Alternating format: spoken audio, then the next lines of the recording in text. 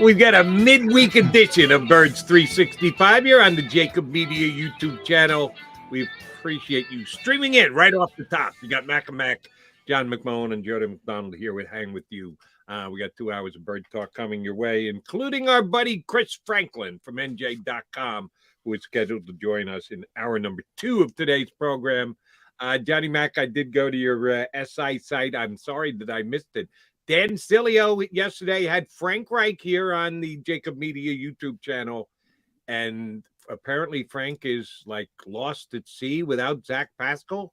That Eagle wide receiver has landed here in Philadelphia, and that Zach Pascal is just going to tear apart that Colt offense without him in the fold.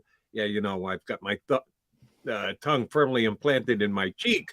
But yes, that was a big move, and good for Dan being able to get Frank Reich on. He, of course, still very much in love with Nick Sirianni. They're buds, they're boys. Not surprised with the great first year he had. Frank Reich doing a good job pumping up the Philadelphia Eagles fans yesterday here on the channel.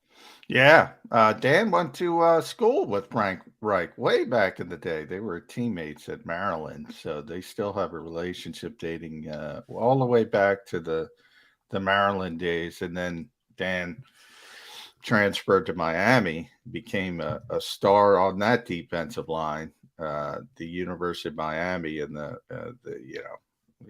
that was a big time football program back then. So, yeah, he's been very close with Frank Reich for a really long time. But one thing, and Dan will tell you this, Frank Reich isn't going to insult anybody. So everybody was great. Now he legitimately loves Nick Sirianni.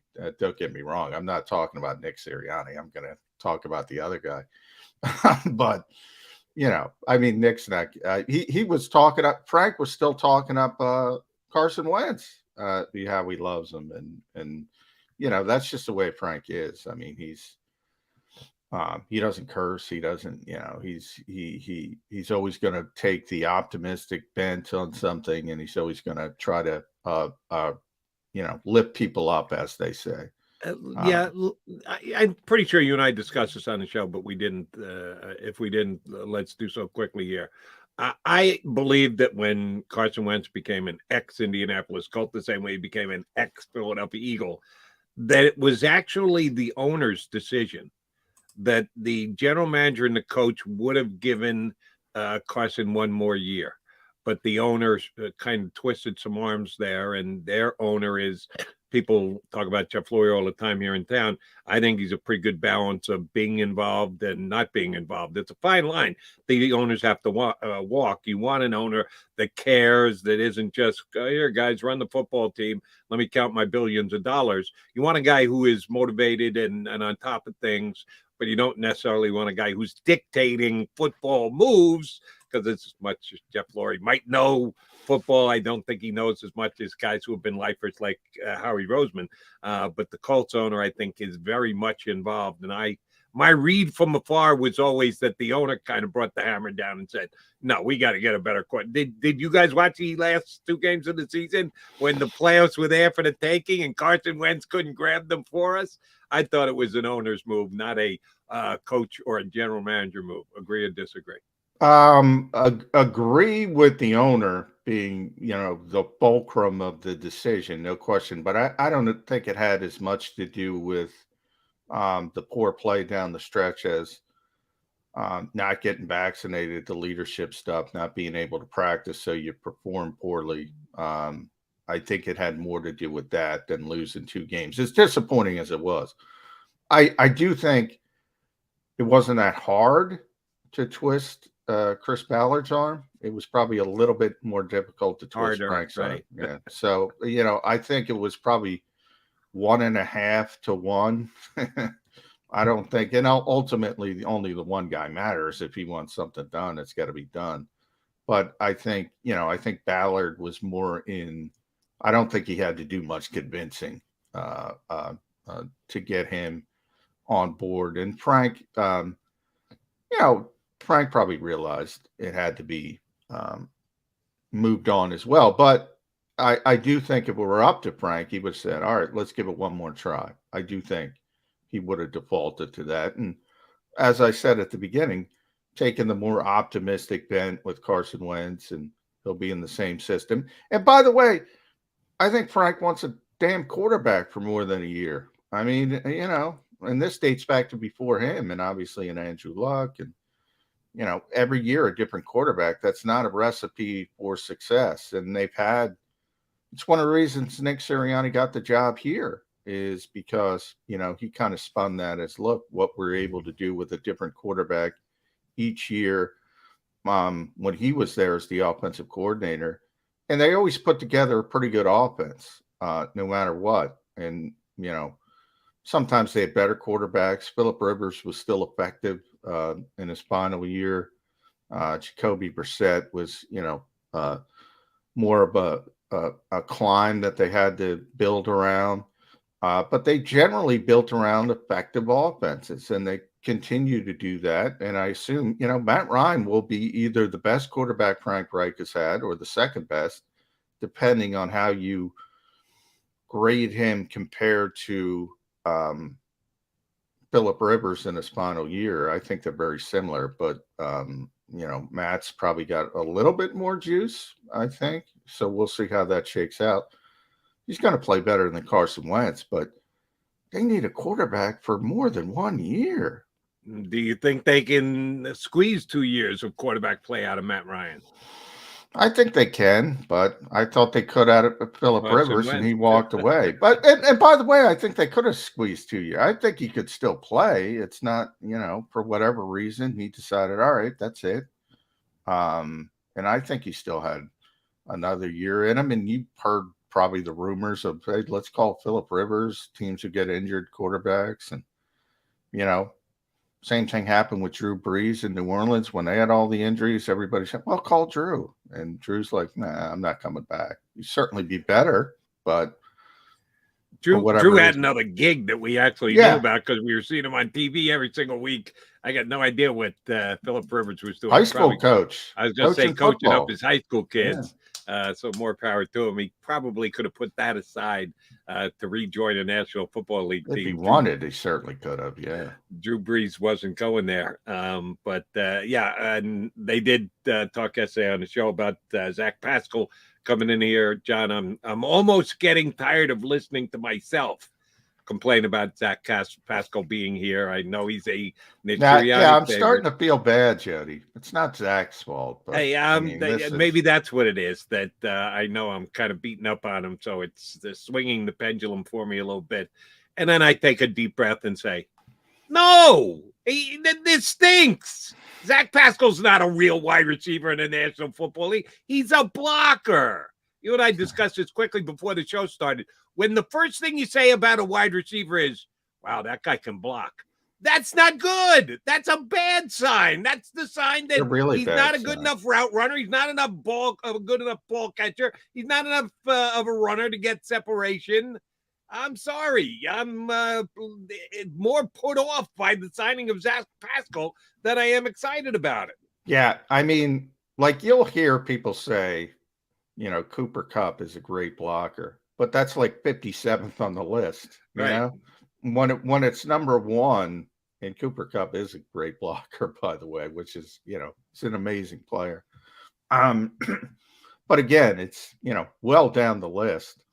When that's your top traded receiver, and the Eagles fans have already been through this. They heard it with Riley Cooper when Chip Kelly was here. Oh, what a blocker! What a blocker!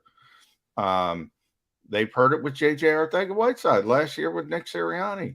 What a blocker! Going back to week one, you remember when the RPOs and the Arthur Smith and his head was on the swivel, didn't know what to do. What a great blocker J.J. is. Didn't touch the football once, I believe, in week one. Didn't get one target. And I remember, Nick Sirianni saying, well, we got to be cognizant, we can't, let everybody know that when JJ's on the field, we're just going to run the ball and we got to get him some touches. And he never got him some touches because it's, it's difficult to get a player like that touches. I think Bo Wolf, we had on the show yesterday from The Athletic, described it pretty well, and that, okay, it's a slight upgrade compared to what you have. But this has me, again, Jody, it has me going down 2 routes I didn't want to go down. Route number 1, they got to take another stinking wide receiver in the first round of the draft.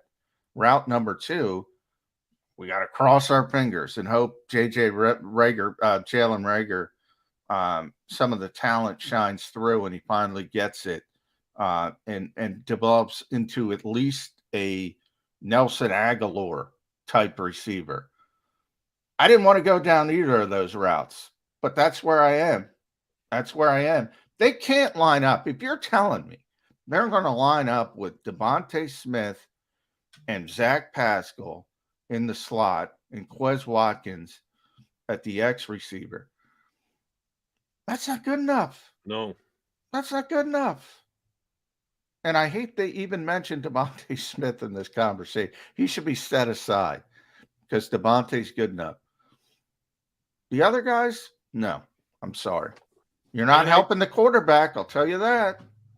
And I brought this up on my WIP show last night, and I got to get your thought on it as well. If this was just Nick Sirianni, that the wide receiver guru that he's supposed to be, having been a former wide receiver coach, having been a former wide receiver, some guys have so much belief in themselves that they'll talk themselves into, I'll take a guy who hasn't had success elsewhere, collegiate level, other NFL teams. And when I get my hands on him, I'm going to be able to elevate him. I'm going to be able to get stuff out of him that nobody else has. I can see the raw talent, and I'm going to be the one who's going to be able to tap into it.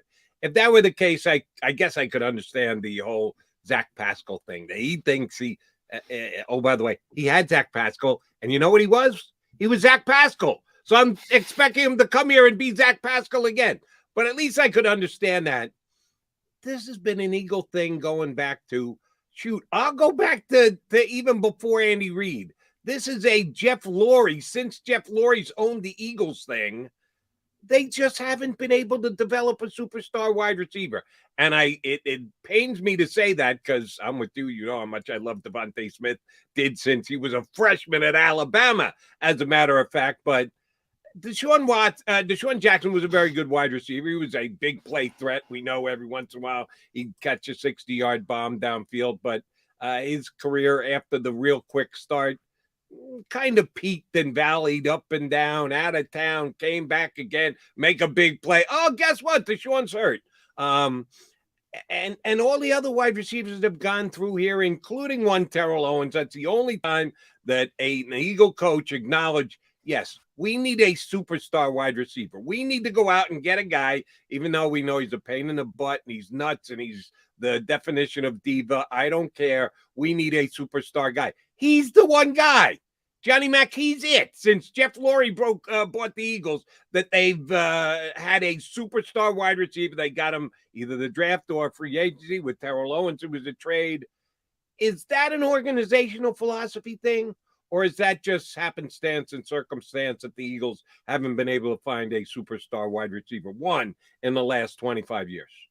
I think it's happenstance more than, say, linebacker in recent seasons or running back in recent seasons, because they've tried, they've used assets, they've used first-round picks, they've used second-round picks.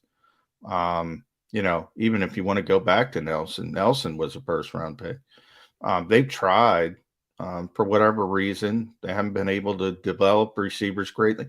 And I will say Deshaun at his height was pretty damn good.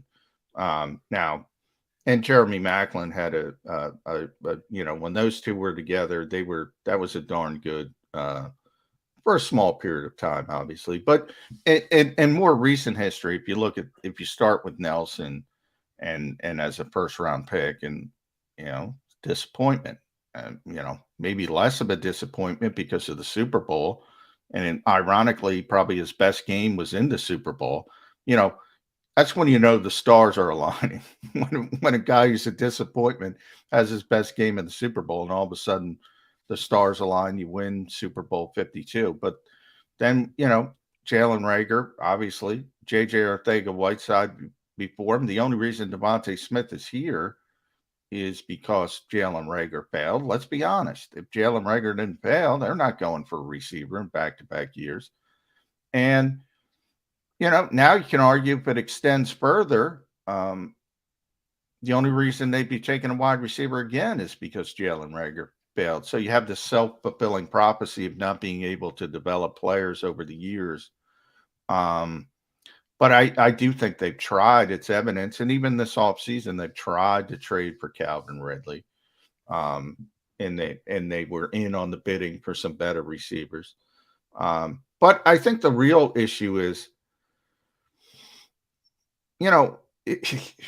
they can't develop receivers. And this spans multiple coaching regimes and multiple personnel people. It's weird almost that they can't, especially in this era. Well, you'll go on and you'll hear whoever your favorite draft person is. You'll hear them talk about it's so easy to find receivers now because of the way the college game is played and they shift at things and you can find a receiver deep in the draft. Well, the Eagles can't find a damn receiver. And they're talking about Zach Pascal.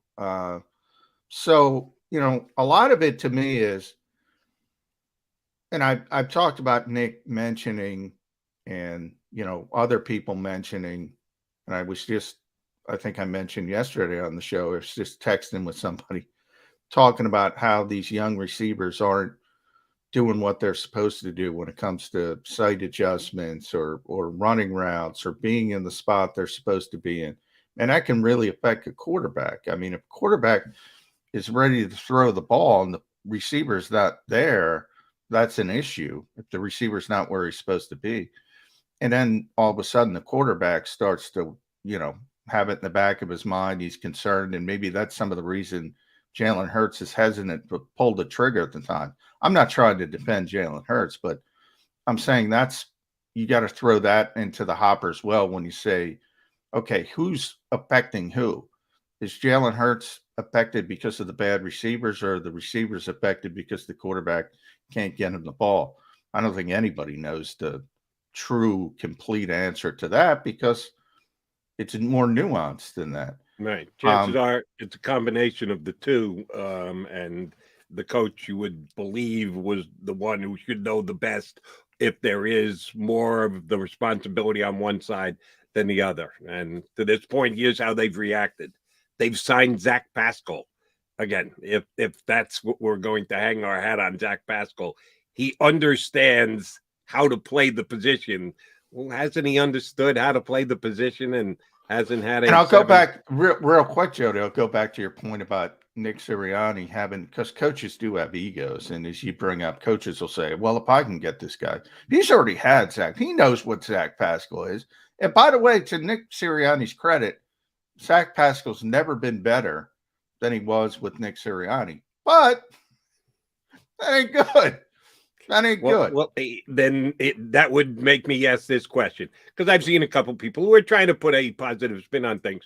Well, his season went backwards last year because of Carson Wentz. That's why Zach Pascal, who's never been a world beater, but even what was the number you threw out there yesterday? 115 wide receivers? 113 out of 115. 113 out of 115. Well, which is it? It was all Carson Wentz's fault, or he didn't have Nick Sirianni. Yeah, I guess there's explanations. Well, and then I went back because I got that, as you can imagine, Jody. I got the same thing you got, and they started because they don't like Carson now. And they started it was Carson Wentz. And so I went back. All right, let me check back to the year prior. And Nick Sirianni was there, obviously. 94 out of 127. Now, better. Well, that's better. It is better. That's only not good enough. That's not flat out stinks. That's flat out stinks. It's just flat out not bottom of the barrel stinks. But 94 out of 127, I'll remind you, Jody, Jalen Reagor was 90 out of 127 that same year. 90. Jalen Reagor was supposedly better, at least to the people that watched the film. and that's the apex of his career again with Nick Sirianni. So Nick had to Nick's credit, he's gotten more out of Zach Pascal than anybody else, but he didn't get a lot out of Zach Pascal. No, you don't no. want the 94th best receiver. Think about it. 32 teams. Everybody wants to play 11 personnel. All right, that's 96. You're like the worst starting receiver, basically, if you want to use 3 as starters in the NFL. Is that where you want to be? Except for 3 would be 90 some odd, and last year he was 113th out of 150. Yeah, I'm saying with he's Nick, playing more than 3, and he still Nick, can't get off the bottom of the pile. I have 2 things, Johnny Mac, before we get our first break in here. Number one is, so you're telling me the Eagles aren't making another wide receiver move in free agency? We've still got 5 weeks to the draft, 5 weeks tomorrow. It'll be, and yes, we're going to start to scrutinize those wide receivers that could go in the first round with the Eagle pick at either 15, 16, or 19. But if that's the case, we've already turned the page. This is it. Zach Pascal is there. One free agent signing at the wide receiver position. That sure as hell scares me. If not, you're going to tell me is there another mediocre guy? There's no other star guy left. There's no other major move the needle guy left. They're all gone. But is there anyone else they could add just from a quantity standpoint? And talking about former Eagle wide receivers, educate me here. All pro status. Not Pro Bowl, because I always get my nose out of joint about the Pro Bowl because so many guys make it and then decide not to go, and a guy gets elevated and he goes from alternate to being on the team. That it's not as big an indicator as certainly as Pro Bowl status. All pro status. 3 wide receivers now on the team? Because they still have a fullback on the Pro Bowl, which I think is borderline ludicrous. But when they put out all pro teams, is it 3 wide receivers deep? I believe it's still 2. I have to double check. Okay. I'll do me a favor, which you can look up during the break. But here's the thing with all pro, Jody. The guys vote, so whatever, there's like 50 votes. So they can vote for whoever they want. In other words, if some guy gets 33 and some guy gets 22 and some guy gets 21 and some guy gets 19, well, generally they go first and second team. So they'll have second team all pro. They never go to third team. They don't say people are third team all first and second team, right? So in other words, if 4 guys don't get votes, there's not 4 second team all pro receivers. So if only 3 guys get votes, so if there's a really dominant player who's going to get 50 out of 50, like Cooper Kupp, there's not going to be a lot of room. Obviously, you got to vote for the second guy. There's not going to be a lot of room to have different. So it's a really difficult honor. That's why All Pro is far more meaningful, as you mentioned, than Pro Bowl. So it's a really, really difficult honor. But yeah, other than Terrell Owens, the Eagles haven't had anybody in that range. Deshaun Watson would not have Deshaun Jackson would not have made an all-pro team. No. Yeah, he was. That's the point I was getting. I'll look it up. Actually, second team, 2009. He did make one second team? Yeah, second team, 2009. Well, I knew that's where you're going, so I looked it up real quick. Yes, so that's exactly where I was going. So we give Deshaun the nod. I didn't know that he'd ever made it an all-pro team. John, that's pretty weird. I know it's a small group and it's the best of the best, the creme de la creme. But if we go back to when Jeff Lurie bought the team, 93, what year did Lurie buy the team? 92, 93? I should know that off the top of my head. I know it's sometime early 90s. 95, right when Ray, so 95, somewhere in that range. Yeah. Okay. Well, really, I was on the air for 5 of the Norman Braman years. I remember them unfondly, but I thought they were actually less than that. Before the 95 season, all right, I'll believe that that's the case. Do the math. That's almost 30 years, and the Eagles have had 1 Pro Bowl wide receiver, that and all-pro wide receiver. No, 2, because Deshaun did make it once. I'm sorry, I have a tough time finding that to be a coincidence. There's got to be 94 is the official year. 94. Okay. 94. That's very few all-pro wide receivers. And by the way, you're right, because it looks like, and I'm double checking, Deshaun made it as a punt returner that year. So oh, really? Yeah. So he didn't even make it as a wide receiver. So you're right. I mean, now again, that's the tippy top. That's the green. It's really difficult to be right. And I wouldn't expect a lot, but we're talking about 24 years. If you're talking about 5-year period, all right, well, they didn't have one. They had a guy who was close. 10-year period, all right, they just missed a 15, 20, 25, 25 plus one. Terrell Owens. That's it. And it's not going to be Zach Pascal. Zach is not jumping to the top and grabbing that spot. Wow, that was a year. So Deshaun was actually a first-team punt returner and a second-team kickoff returner that year. But not as a not wide a receiver. Okay. And it is 3 receivers. So it was that year was Andre Johnson, Wes Welker, Larry Fitzgerald were first team. Second team was Reggie Wayne, Brandon Marshall, and that's it. So okay, so they had, even though they had 3 on the first team, they had 2 on the second team. So it does depend on how many votes you get. But if that's 5 wide receivers, you're 5 wide receiver deep. The Eagles could, in almost 30 years, only get 1 wide receiver into the, and I'm sure, well, maybe back in the 90s, they were going mostly 3 wide receiver set by the 90s, certainly by the turn of the century, 2000. That's not a whole heck of a lot of uber talented wide receivers in this town. No, there hasn't been. Like, I'm fine at the apex of Deshaun and Jeremy Maclin. I mean, that's plenty good enough. There have been the short windows. Obviously, when T.O. was here, even when Alshon was here the first year, and he was injured and he played through basically a torn labrum the entire year, he was really effective, and obviously a big part of the Super Bowl. And Nelson Aguilar got a little bit better. That was even palatable. It's not great, but it's okay. The part that is, just not acceptable is what we've gone through the past few seasons, especially in this era, Jody. I mean, you go back to 94, okay, when it was a different era. The game was played in a different way. Now it's much easier to throw the football. It's never been easier to throw the football.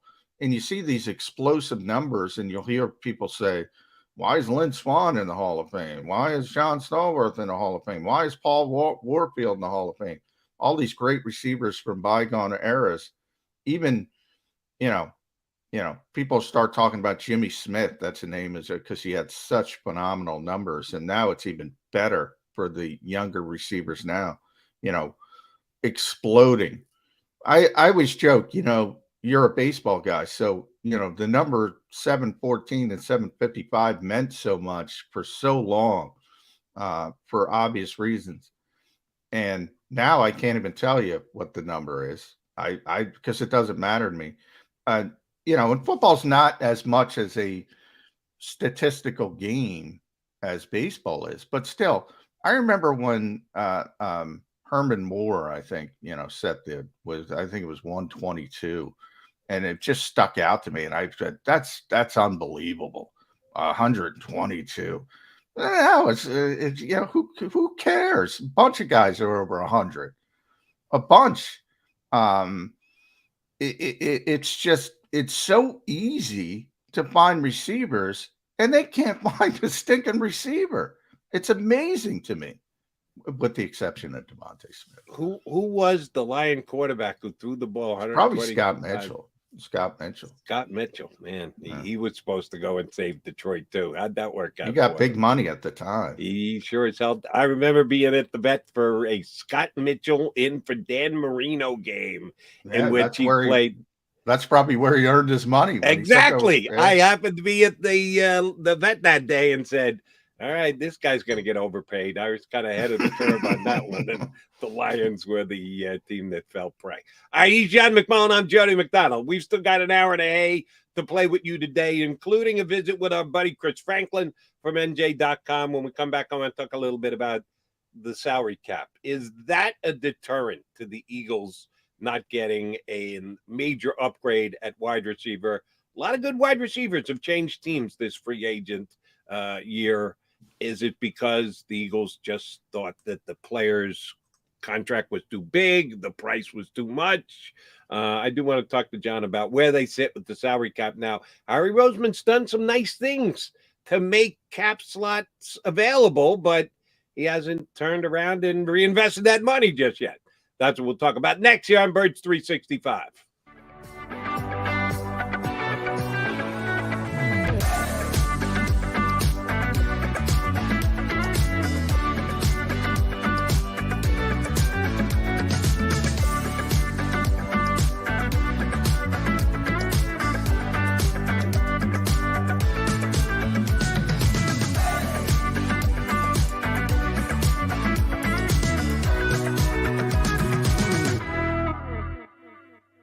At Stateside Vodka, every new customer gets the world's best rocks glass, free. What's that? A rocks glass? You're telling me that bottle is cut in half? You could say that. Holy shit. And you're telling me I can get one of these glasses for free? That's right. One free rocks glass per customer with each first-time purchase of Stateside Vodka. So good, it just disappears. Imagine for a moment that you went to work today and when you came home, you were catastrophically injured. Your life and your family's life. That's what happened to union construction worker Mike Little. I was scared of what the end was going to be, but to be 100% honest with you, I knew I was going to be all right just by talking with Brian. In my heart, I just knew everything was going to be all right. Call the firm and find out why they say, "We got this." Call 215-458-2222. Go for the midnight dares. Go for the memories. Go for the view that goes on forever. Go for the bubbles in your bathtub and in your drink. Go to bed whenever you want. Or don't. Go for him. Go for her. Go for the win. Go to Ocean Casino Resort. Book your trip at theoceanac.com.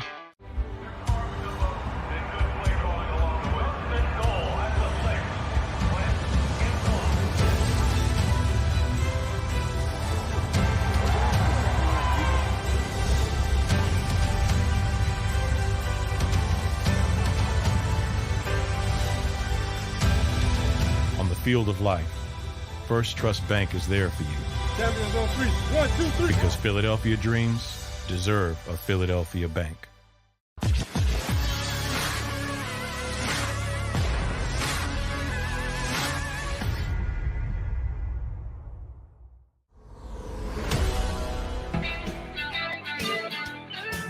Appreciate you streaming on in with us here on Birds 365 on the JAKIB Media YouTube channel, where we do ask you, no, we flat out beg you to like, share, and subscribe to the channel, and specifically to your boys here on Birds 365.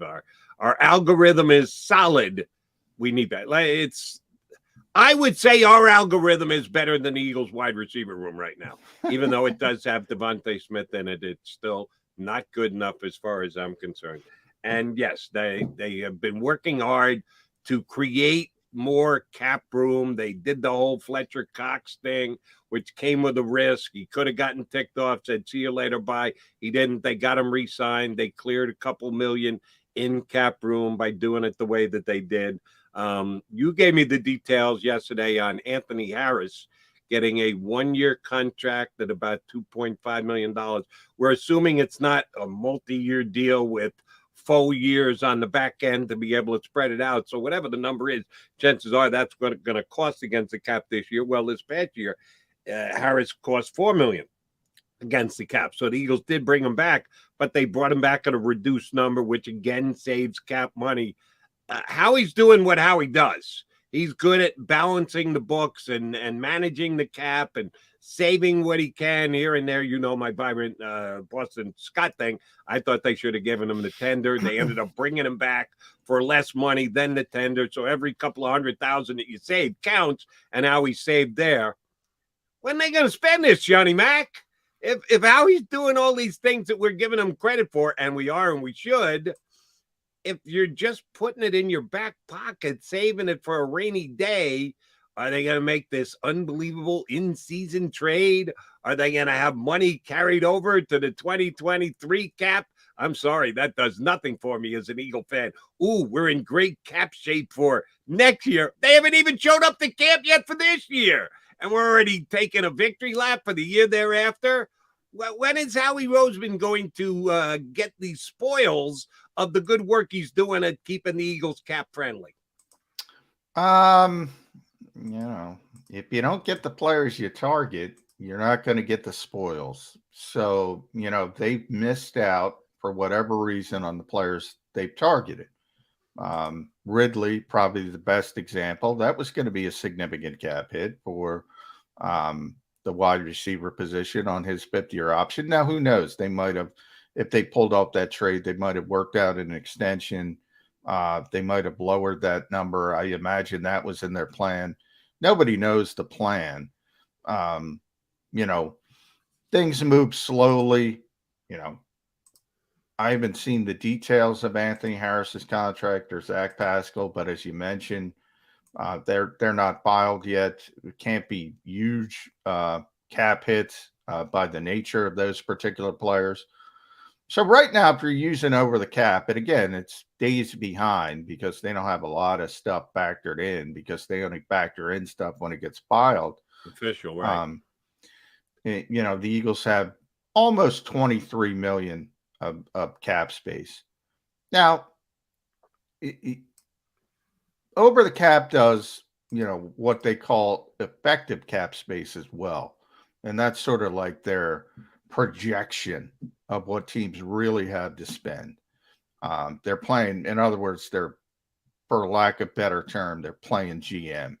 So what fans are going to do, and generally, is, you know, realize, well, you got a budget for the draft. You got a budget for guys getting hurt, going on injured reserve. You got a budget for everything from potential injury settlements to practice squad, all that yada, yada, yada nonsense when you get to the regular season, including the fact that for whatever reason, the NFL has the top 51 rule in the offseason, which means only your top 51 contracts count against the cap.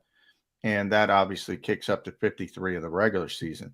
So what they've come up with is this sort of way of projecting called effective cap space. So that 23 automatically goes down to about 14, 15 for the Eagles, because guess what? They have 3 first-round picks. That's a significant outlay if you use those 3 first-round picks. Never mind, you know, even in the first year, never mind the 5th year. So with 4th and 5th year. So when we start talking about, do the Eagles really want to take 3 first-round picks? Because that's going to be a significant cost up front, a significant cost down the road. If you believe in the players, it's not that big of an issue, but you got to factor it in. You got to budget it in. So you're down to 14, 15 million or somewhere in that range. So what can you do with that? You can do a lot of things with that. I point to Hassan Reddick. All right, you know, you hear, the Eagles got Hassan Reddick for 3 years and 45 million. Well, his cap number's 4 stinking million For the first year, yeah. So if you have 14 or 15 million, you can get 3 or 4 Hassan Reddick level contracts. So you can do some things with that kind of money. Problem is, the players who are getting that kind of money are drying up very, very quickly. And the players that the Eagles would want, I don't even know who would be in that. You know, they're not going after Teron Armstead, who finally got signed in Miami, who got big money. They're not going after Zadarius Smith, who finally got signed in Minnesota after backing out with Baltimore, and he got significant money. They're not signing players like that. So, it's going to be those second and third wave guys that we always talk about. We go back to 2017. It's going to be those 1-year deals. It's going to be Derek Barnett coming back on a $5 million deal. It's going to be Steve Nelson coming not back. quite the 10 or 11 that some people projected for Derek Barnett. No, and I mean that I was 8 or 9 for me, but I'm still wrong. It's not going to, maybe Steven Nelson, who is, basically on Twitter too much these days, complaining about nobody offering him money for the Really? second. I don't follow Steven Nelson. He's doing some fine whining on Twitter, Steven Nelson. Yeah. By the way, Steve admitted he was not vaccinated. Not that it matters, but I came out of nowhere. I didn't see him doing the protocols. Wink, wink. Yeah. Didn't see him masked up all that much, John, from afar? Did not. That's another story. That doesn't matter though, because the pandemic has been declared over. But maybe he comes back on another 1-year deal. I think that's what we're down to at this stage. The one guy a lot of people talk about is Tyrann Mathieu, Honey Badger. So difficult. But I just don't think he's going to get the money that he wants around the league. And I think, maybe the Eagles would be interested, but you'd be talking about the 1-year sort of Alshon Jeffrey type deal where, all right, it's pretty good for the position, but it's only 1 year. And then I think they would enter that conversation. I just don't see the players out there for those splashy deals. But they have money to do some things. The question is, who do you want? You brought up Steven Nelson. I too, not that I would know because I'm not down there. You are, that he wasn't vaccinated. And you're right that it doesn't matter because the NFL has declared that the pandemic is over. He's the guy of the free agent defensive backs that the Eagles came into the offseason with. He was the guy that I would have worked the hardest to retain, more so than either of the two safeties. I thought Steven Nelson did a damn good job at cornerback for the Eagles last year. In the defense coordinator system, they will allow you to throw the ball underneath and then attempt to try and come up and tackle and keep teams from getting first downs with very short passes. So certain numbers, certain statistics you can use would show that Steven Nelson didn't have that great a year. I argue that that's because that's what the Eagles wanted him to do. They didn't get him up in press coverage. They weren't giving him a chance to defend passes. It was just make sure you don't get beat over the top and keep the player in front of you. And I thought he did a really good job with that. So that's why and it still may happen, as you pointed out, John. I would have worked harder to get him redone than I would worry about Anthony Harris coming back. Again, give Howie credit. He got him done for less than he did last year. The guy was a starter for the Eagles all year on a pretty good defense, and to bring him back at a salary reduction is good cap management. But I was a bigger Steven Nelson fan than I was an Anthony Harris fan. John, let me pose it this way. Do you have any concerns that the Eagles, as a staff, have too much of a tie to where they came from? The last two signings the Eagles have made are Zach Pascal and Anthony Harris. Anthony Harris tied to the defensive coordinator in his stop before he got here. Certainly Zach Pascal, Indianapolis with the head coach, Nick Sirianni. It's nice to have a good grasp on a player's skill level. When you have them on your team, you're watching them every single day, you've worked with them, you believe you know what their strengths, what their weaknesses are. That I see the plus to that. But can a guy get too enamored with the fact that he's just got inside information and a good feel for a guy that they'll prioritize the known of what they have as far as a grasp of the player's talents and skills are over his actual ability to make plays as compared to others who are out there available via free agency? Yeah, I mean, it happens all the time, but I think it happens more at that level. In other words, those are role players. Anthony Harris and Zach Pascal, more so Zach Pascal. I mean, Anthony's a starter. I don't want to put him in the same category, but not a high level starter. And you can't have 22 all pros. So, you got to, and, and you tend to lean, every coach leans on guys he's come across and trust. But, they did go out and get Reddick. And unless you want to spin it and say Reddick is, I was concerned, for instance, that they would go after Anthony Barr for that position.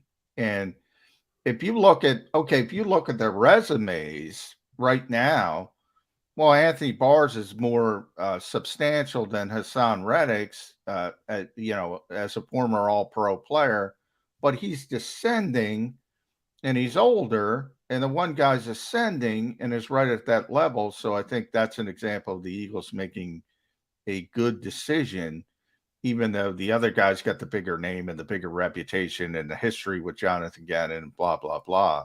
So I think they made the right decision on that case. But when you start to trickle down to, we got to fill in here, we got to fill in there, we're not getting a star player, so to speak, then you start to see more of that.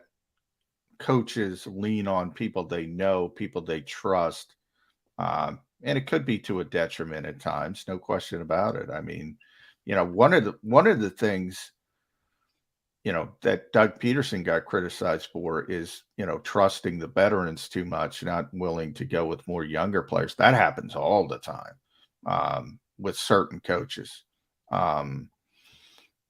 and that's to a detriment. And especially now that Jody, so many personnel people in this league complain about players not being ready, college players not being ready for the pros. And I always chuckle at it because there's such an entitlement to that aspect. I think that college is not there. College is technically not a developmental league for the NFL. It is, but that's not what college coaches are trying to do. They're trying to win games to keep their own high-paying jobs. And they're trying to go the best way about beating Ole Miss on a Saturday or whoever's on the schedule. That's their goal. Their goal isn't getting guys prepared for the NFL. That's your job. Now, it's become more difficult because you don't have as much time, and that's why they complain, and they can't get the players on the field. They can't get them up to speed with fundamentals.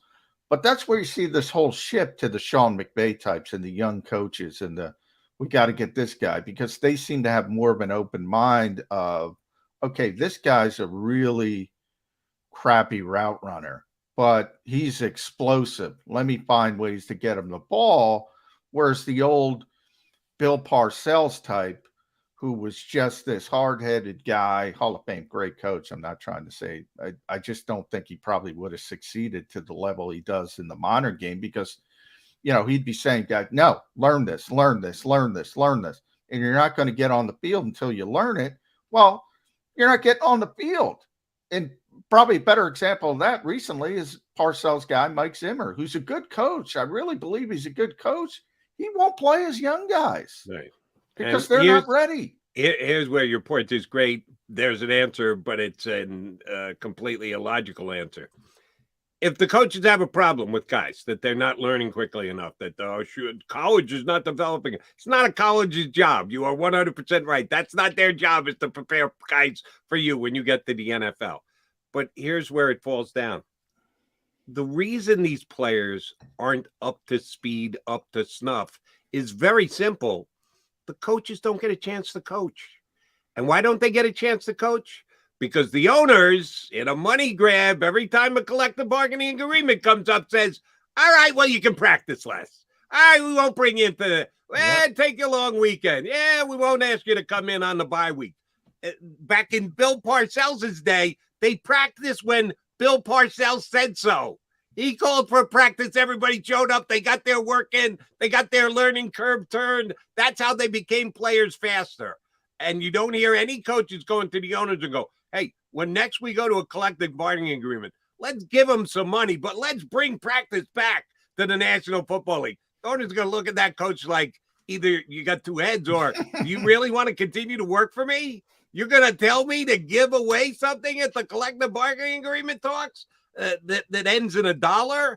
That's not happening. No, you make the wave your magic wand, coach, and get them up to speed faster. That's what the owners want to see. And that, to me, is the biggest reason why, you see wet behind the ears guys come in, and when they're asked to play, they aren't quite ready to do so. It's because the coach only has so much time to practice with them. And here in Philadelphia, I remember those days, Johnny Mac, you and I, first getting Birds 365 underway.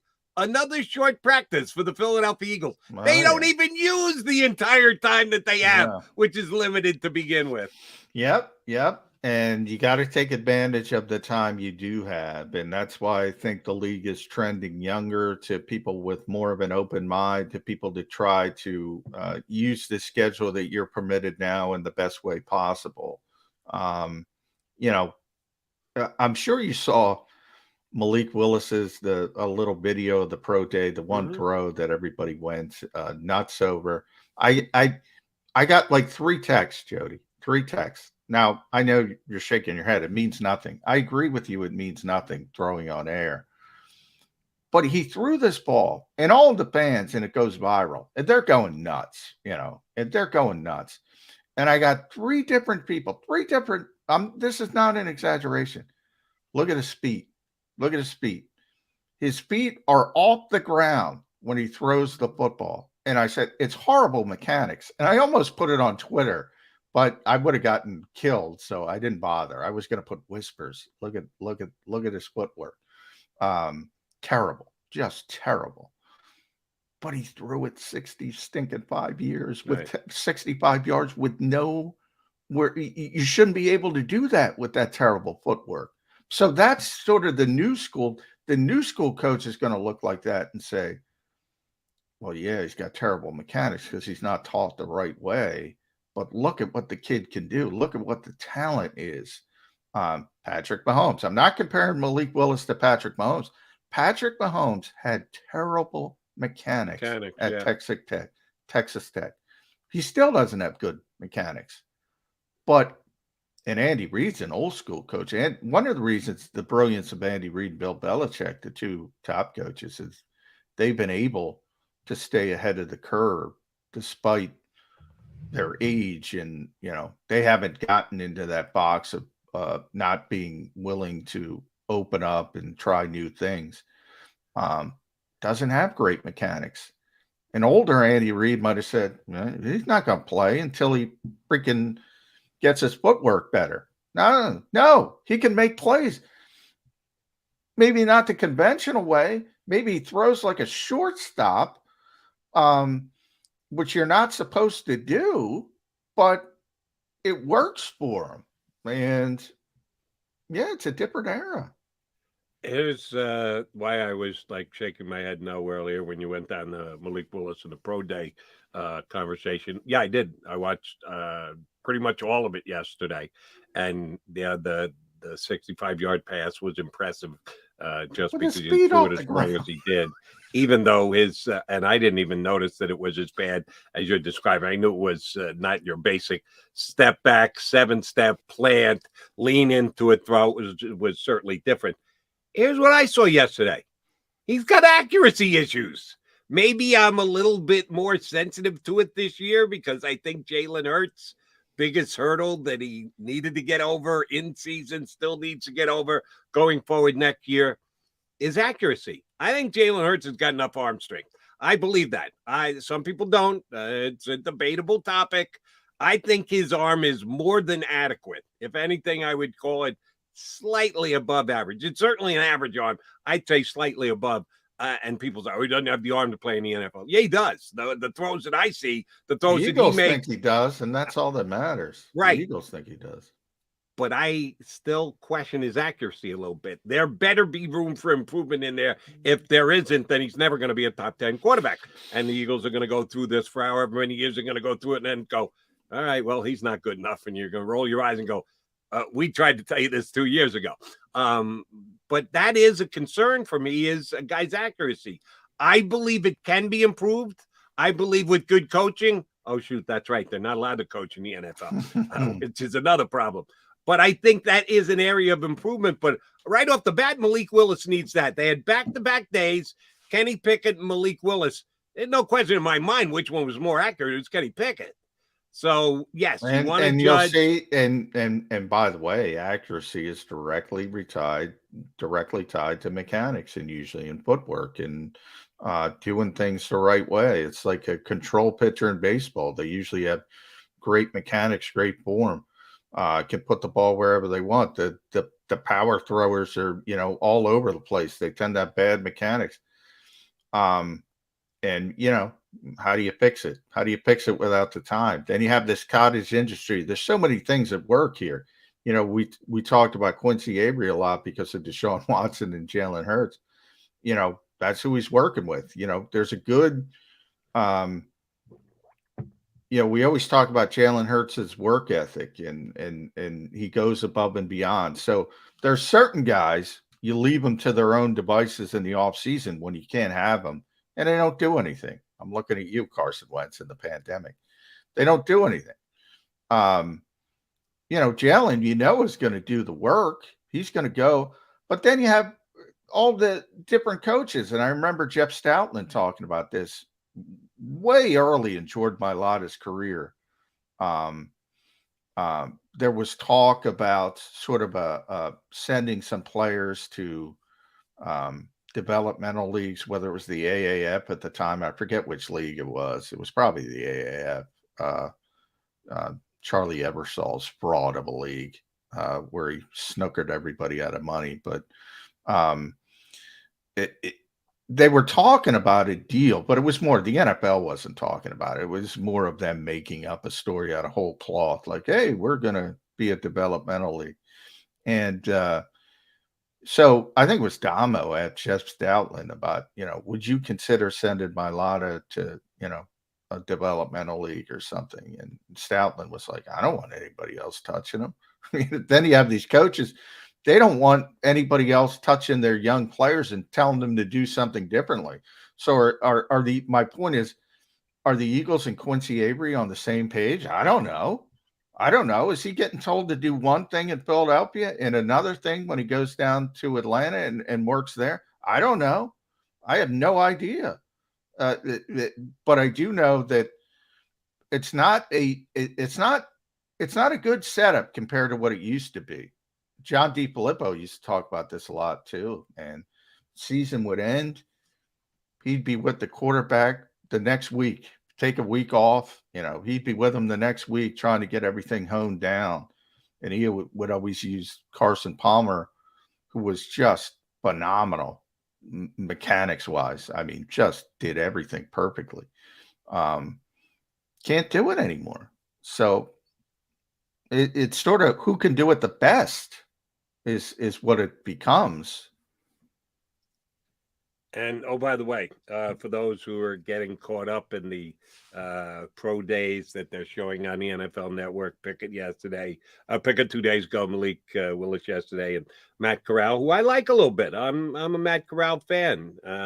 If he were to fall into the second round and the Eagles could reproduce what they did just 2 years ago with Jalen Hurts and put a guy like him in as a second-round pick to have as a guy who can compete and maybe come in and capture the job and go long-term, I would be perfectly fine with that. I don't think it's going to happen. I think Corral's going to be gone by the second round, and I don't think the Eagles are going to use any of their 3 first-round picks on a quarterback. But just the overall evaluation of these guys, we're only 4 years removed from when Baker Mayfield was a franchise number 1 pick in the draft.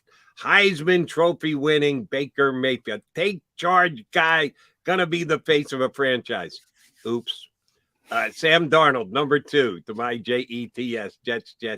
Should have been the number 1 pick over. He's got more skills. He's got more arm strength. He's more talented than Baker. Just because Baker Mayfield was in that Oklahoma offense. The Jets got a steal with Sam Darnold at number 2. Oops.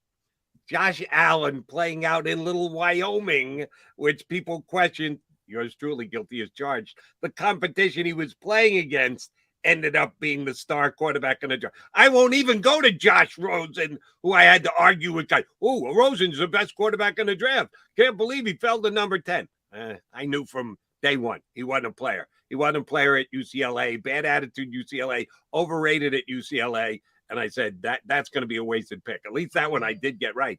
But those three guys all went in the top 10. Top 10 quarterbacks. Where are they now? Less than 4 years later. Nowhere. Baker Mayfield can't find a team to take him on. Prediction for you? By the way, I love the description of mutual disinterest between Baker Mayfield and the Carolina Panthers. I've never heard that before. I like that one. Mutual disinterest. Baker, who do you have interest in? Yeah. Then you find a team where he was hoping to get an Indy, and they didn't want him. You know, Baker's interesting because, look, I'm with you. I don't think he's a top tier quarterback, but I kind of feel for the kid in this way. He played hurt. Like they want you to play through things. At least, you know, the option behind you is not nearly as good. And he plays through this pretty significant injury, and he doesn't play well, but at least he's out there trying. And, you know, by nature, there's got to be 32 starting quarterbacks. And you can't tell me that there's 32 better starting quarterbacks than Baker Mayfield. Now, there's also personality problems. Right. You mentioned that was one of the weirdest quotes I've ever seen. Just totally tone deaf. Somebody from Cleveland was reported as saying, we need a grown-up in the room, which is fine if you want to rip Baker Mayfield. It might be unprofessional, but certainly, you know, maybe he's not as mature as need to be. But you're bringing in a guy with 22 civil allegations of sexual misconduct as the leader in your room. That's a bad look for the Cleveland Browns. But nonetheless, I mean, somebody should give Baker Mayfield a starting job, and somebody should try to see if he can mature, because there's nobody else. I mean, would you rather have Marcus Mariota than Baker Mayfield? I wouldn't. I probably would. Here's my problem with Baker Mayfield. And we've seen it a lot. The guy most recently that it seems to jump off the page with was Johnny Manziel.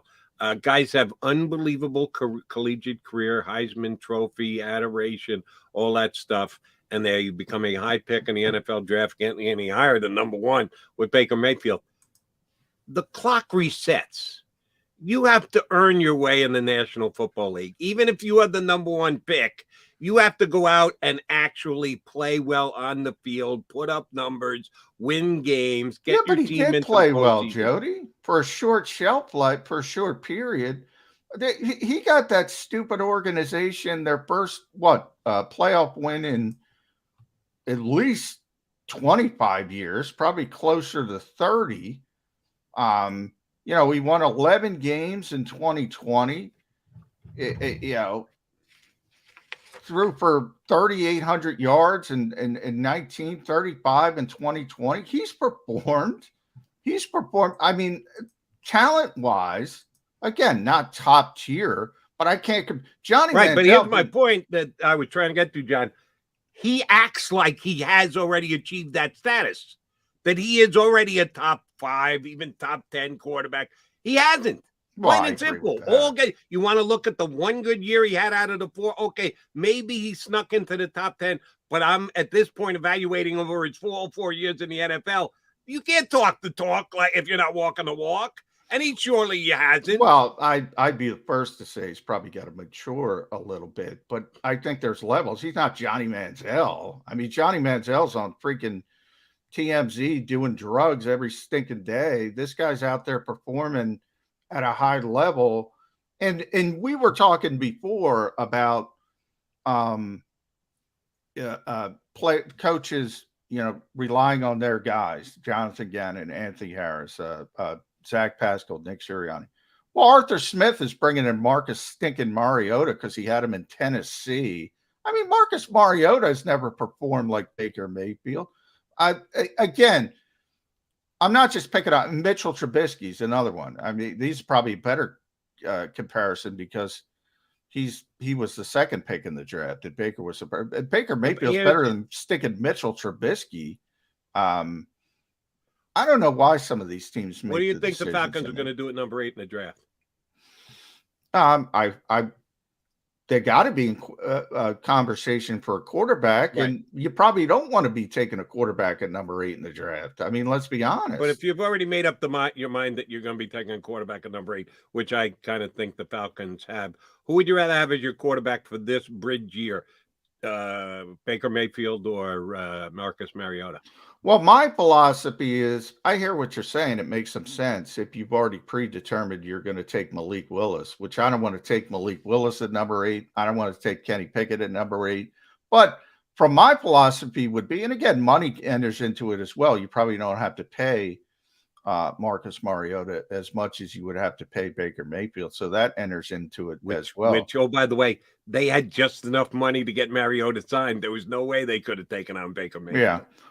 So all these things factor into it. I just mean from a performance standpoint, there's no way there's 32 better quarterbacks in the world than Baker Mayfield.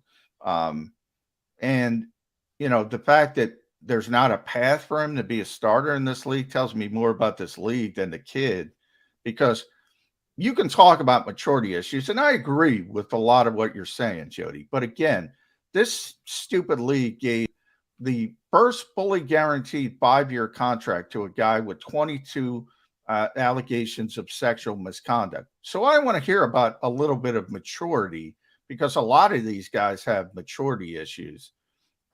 Carson Wentz, too many Carson Wentz mentions today. It's strange to me, is all I'll say. And I think the kid's getting knocked for playing through an injury, which I think is terrible. I think that part of it is terrible. Right. This is just, I don't know. I can give you my quasi-educated opinion about the Atlanta Falcons. They decided this is an absolute stone-cold rebuild year. They could have been better if they had kept Matt Ryan. They weren't going to do that. They had not let Matt Ryan be known. He was no future of the organization. So they did the right thing and actually traded to a team where he could make the playoffs this year in Indianapolis. If anything, I tip my cap to Arthur Blank and his employees down there in Atlanta. They're being honest and upfront in what 2022 is going to be like for their team. I'm sitting here bitching and moaning about the Eagles not being able to get a quality wide receiver. Better to be an Eagle fan these days than the Falcon fan for 2022, because they're going to stink. They're going into rebuild mode. You don't need the hassles of bringing in a diva like Baker Mayfield to go to a bridge year, to go to a tank year. So I understand where the Falcons are coming from and got no problems with signing Marcus Mariota. I just hope Marcus doesn't kid himself into believe, ooh, this is where I'm going to land. Yeah, I was more talking. Not happening. I was more just looking for bad quarterbacks who are going to be starters. But you're right. I mean, people are in different stages of development. And for Atlanta, I don't know. Look, I don't think you have to tank in the NFL. I don't think it's a setup. I don't think it's like the NBA. For instance, if you're going to tank, why are you worried about taking a quarterback at number 8 and overdrafting a quarterback? Right, next year, I'm sorry to interrupt you, but I'll just give it because I can lose my mind when I start talking about tanking and what the Sixers did in this town. Yeah, the Sixers tanked for 4 years. 4. Yeah. Count it. 1, 2, 3, 4. In the NFL, it's a 1-year process. You want to take a major step back, you better be ready to take a major step forward the next year. You can't afford to go, well, it's going to take us some time. We're going to be bad for 3 years. No, that's not acceptable in the NFL. NBA, the Sixers believed it was doable, and they did it. They still haven't reaped the benefits of it yet, but they did it. Can't do that in the NFL. For 1 year, I think any team can tank. If you're I mean, I'm not saying there haven't been teams that have tanked. There certainly have. And some, suck for Andrew Luck, for instance. And some of it's injury related. When Peyton got injured, it was easy to tank. Yep. Then when you're in season and things start and go off the rails and you say, well, let's just play the young guys. And there's a lot of ways to do about it. I'm not saying nobody has a tank. Certainly teams have tanked in the past. I'm saying you don't need to tank in the NFL. And, it's been proven time and time again. There's worst to first in this league literally every year. Every year. The Eagles went from worst to Super Bowl champions. This year it's Cincinnati, the most logical, the most natural, and they're in the Super Bowl. It happens every year. Now, when people say, well, Cincinnati got Joe Burrow with the first, they did. But they also did a lot of different things and shifted their philosophy, especially in free agency, to further help their team along as well. So if you stack good decisions, you can turn things around really, really quickly in this league. And you'll see it this year. I don't know who it's going to be, but there's going to be a worst to first somewhere. Right. But the thing about the NFL is compared to other leagues, I think, agree or disagree with me on this. We basically declare tanking on quarterback decisions. Yeah. Which is it all comes down to the QB. Yeah. And if you make a decision that a quarterback doesn't fit what you're trying to do in a given year, like Atlanta and Baker Mayfield, and you say, yeah, give me Marcus Mariota rather than, well, then I'm going to look at that and go, they're tanking. Now, it is just the 1-year process. If you believe that you're going to get the quarterback, and I don't love this year's quarterback class. We talked about it earlier here in the show.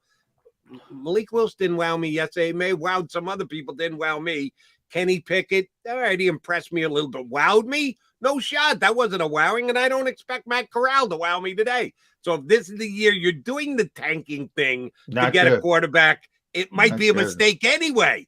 But you made the decision because you were moving away from Matt Ryan. Do we want to bring in a guy here who's going to help us win 7 games so we are picking 12th next year?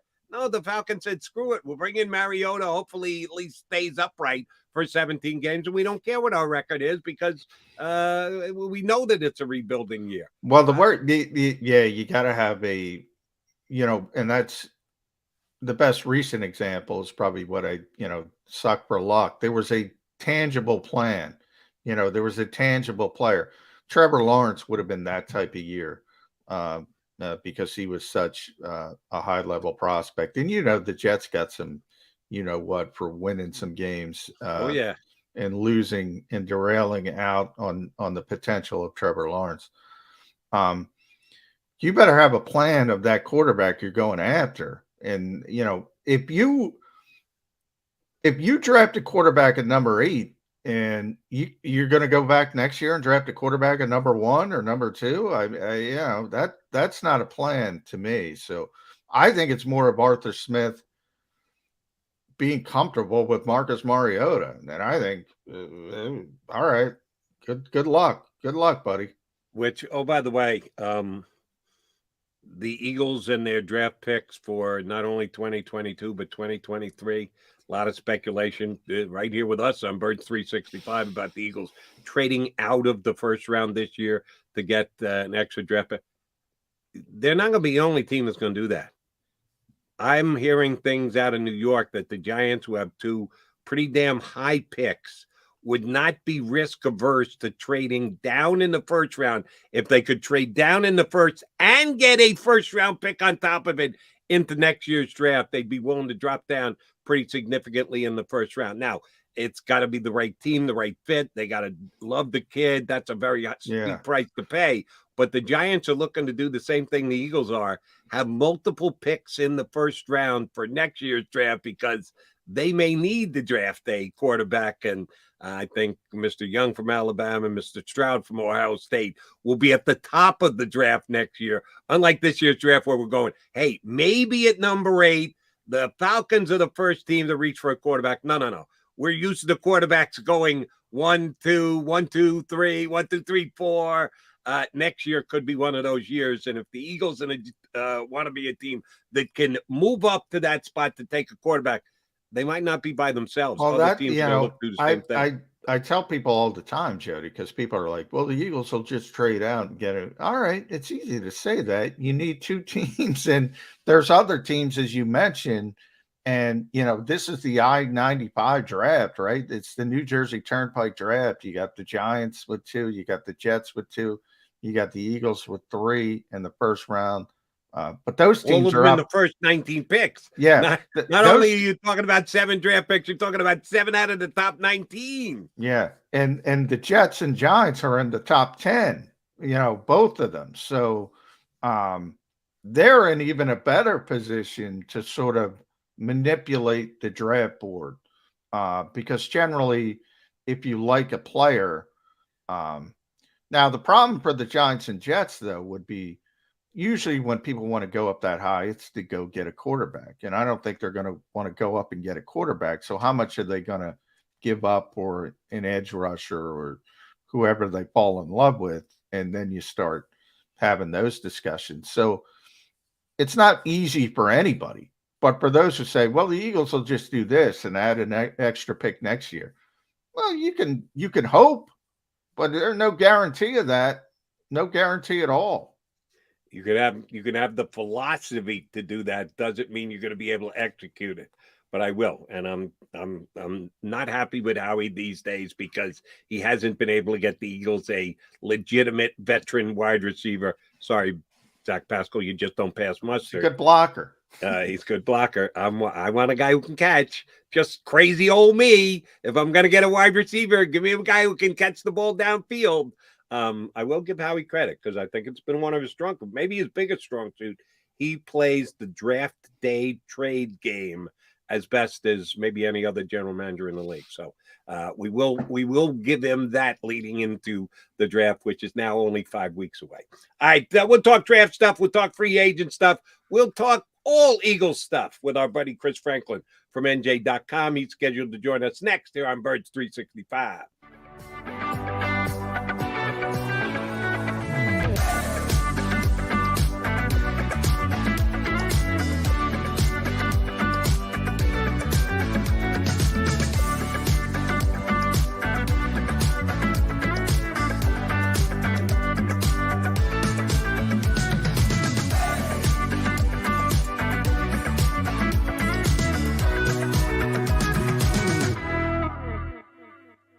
At Stateside Vodka, every new customer gets the world's best rocks glass, free.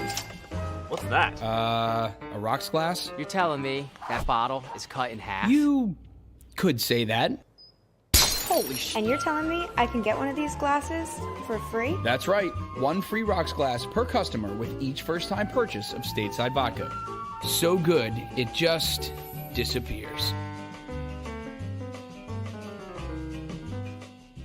Imagine for a moment that you went to work today and when you came home, you were catastrophically injured. Your life and your family's life. That's what happened to union construction worker Mike Little. I was scared of what the end was going to be, but to be 100% honest with you, I knew I was going to be all right just by talking with Brian. In my heart, I just knew everything was going to be all right. Call the firm and find out why they say, "We got this." Call 215-458-2222.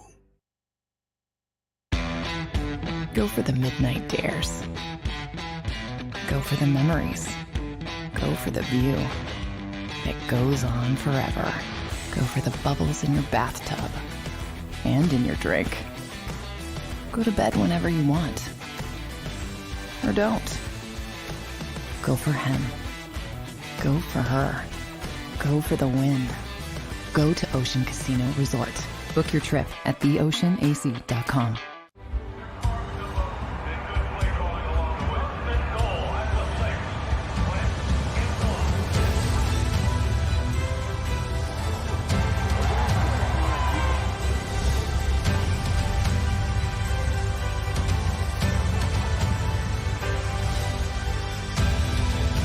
Field of life, First Trust Bank is there for you.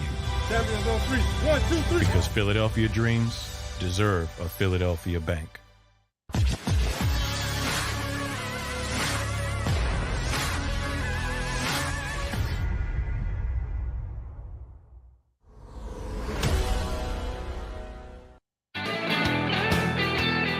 John McMullen, Jonah McDonald here with you on Birds 365. Oh, we get to bring in one of our faves. It's been a while, at least 3 weeks, I think. We got used to having him on more often during the season, so shame on us. Maybe it's because he has to do more heavy lifting these days without Michael K dragging him down. I don't know exactly why we haven't had Craig on it. Yeah. All right. No. He knows I love him. I'm just fun in here. I know. Come on, a little jab left. Come on, we're all boys, We're right? all Chris friends. Franklin, Yes. Michael K's all not going to friends. body slam me for He that might. comment, is he? He's Yeah, a big wrestling fan. So is I'll Chris. say, yeah. I lost my tag team partner. We had to go. He went to the singles route, but you know what? Picked up a new tag team partner. Yeah, NJ, big news at NJ.com. I don't think Jody knows, so I wanted you to make the announcement. Yeah, right here on Birds 365. Let me get into my PR thing. It's not every day that you get to work with legendary people, and Mike K was a legend as well too. But we were able to replace him and add on Les Bowen to join us as well too, and help with some of the stuff with the coverage as well too. So it's we're looking forward to this. We got, if you want to still coach speak, we got a little bit better today, and we're going to move on from here.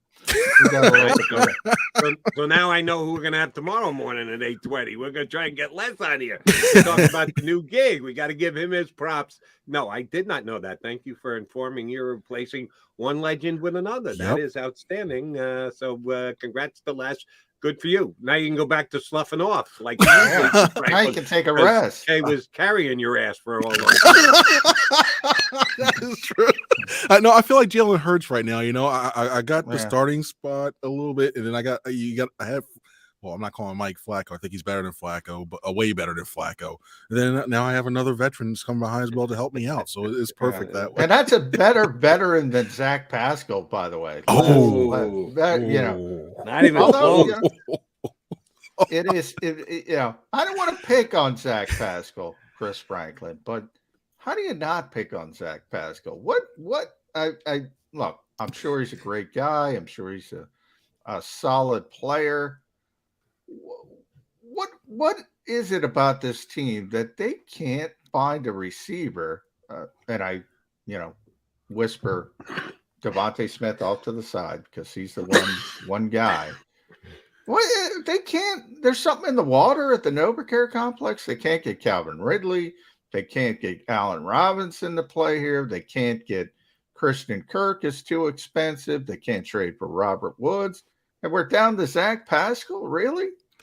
I think it's one of those things where I think they had a lot of eggs in that basket. So they felt confident. Hey, you know what? We got Calvin Ridley. We're going to make this big splash. Wait, what?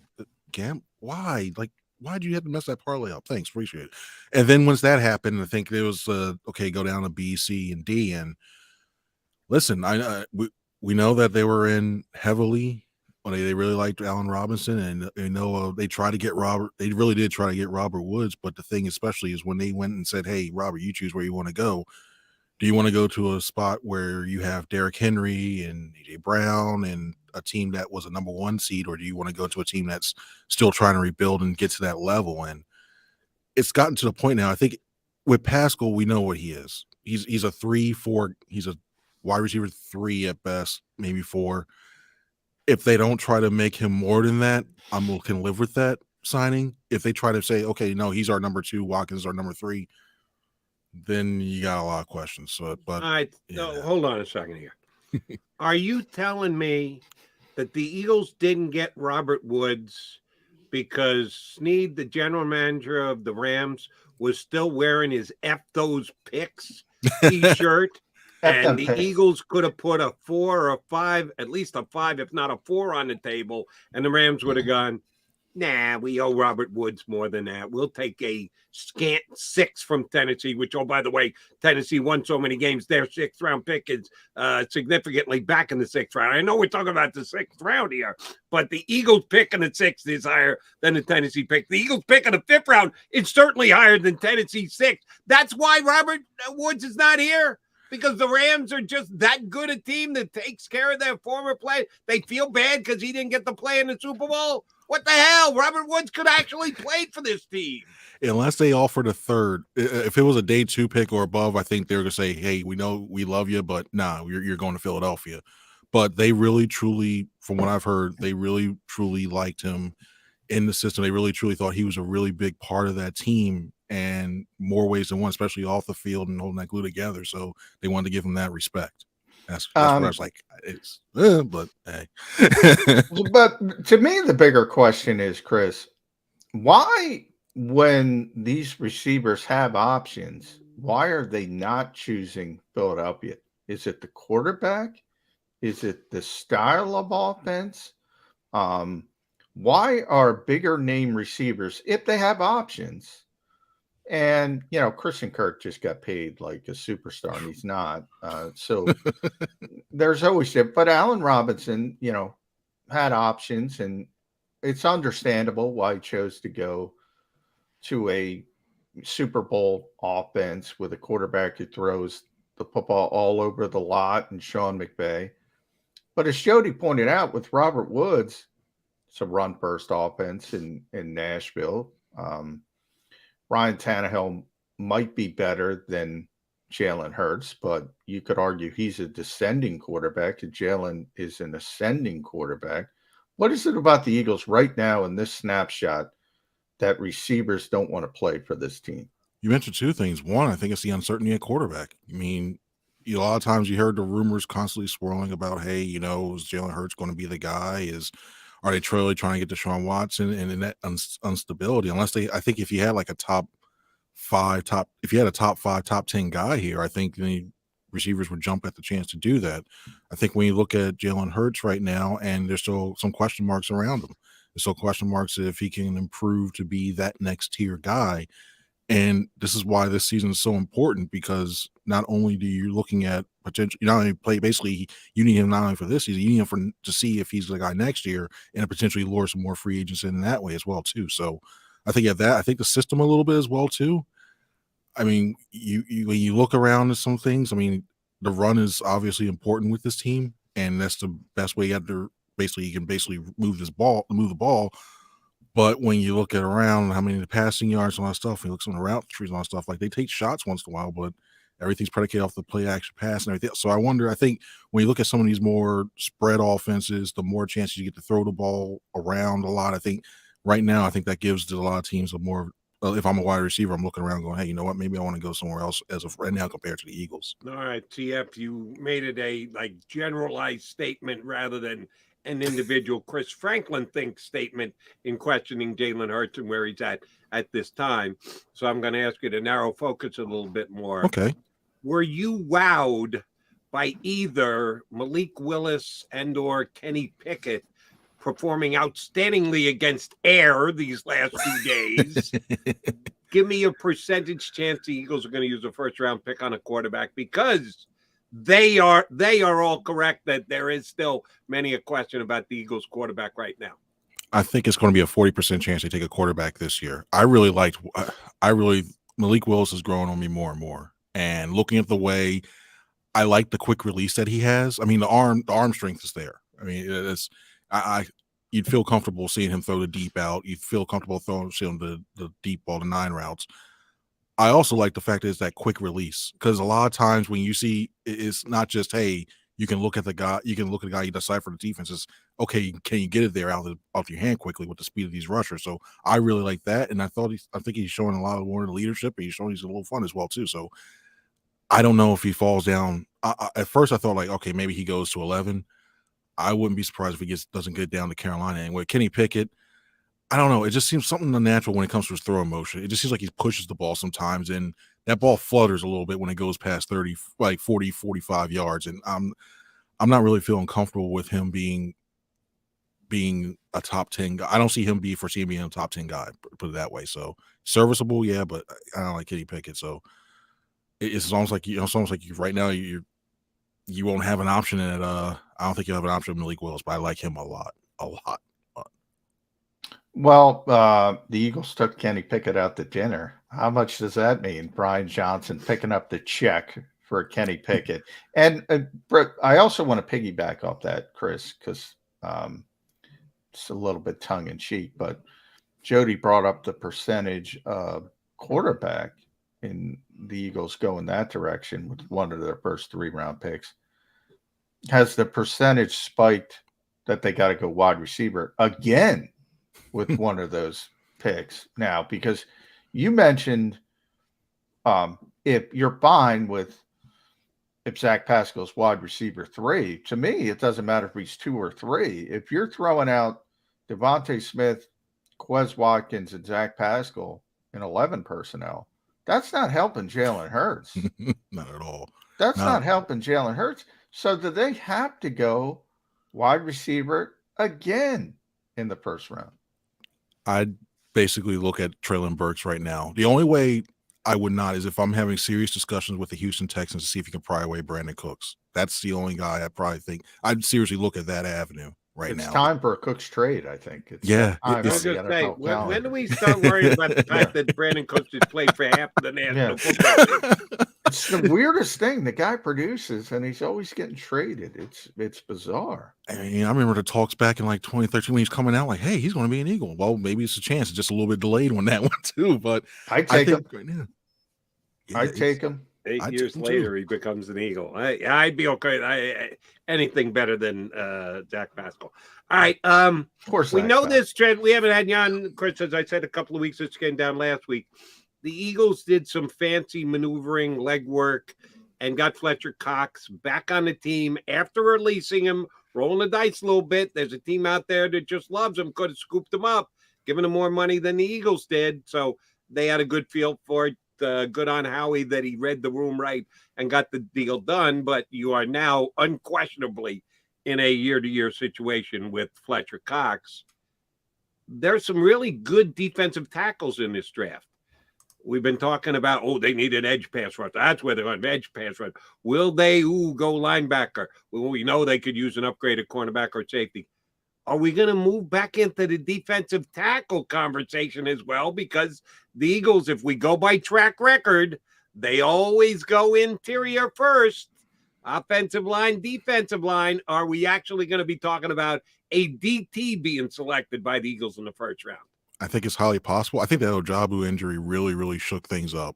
I really believe that because I think he was a guy who he fits that mold that the Eagles type to like a quick edge rusher. And besides, you need another Michigan defensive end, with Brandon Graham getting old. But you need to make. But I think looking over, I like the guy who I would love to see, but I think he's going to be picked up. I don't know, like the Vikings, somebody else, Jordan Davis. I think he fits like to get a really big guy in there who can shows the quickness to really push the interior. You pair him up with a Javon Hargrave, or even say if they decide to go Milton Williams and Davis in the middle, that just eats up. That takes a lot of those interior linemen, a lot of those guards. I think his quickness, he's got to put a lot of those pressure on there, and then he opens up things for your edge. So he's a guy I like. Wyatt is another guy I like. But I mean, heck, if they decide to trade down, they get that number. The other guy I like is the Marvin Leo, and if they decide to trade down and somewhat get that first round pick up for 2023, and they move down far enough, I wouldn't mind seeing Leo being in here as well too. I think he's another quick guy who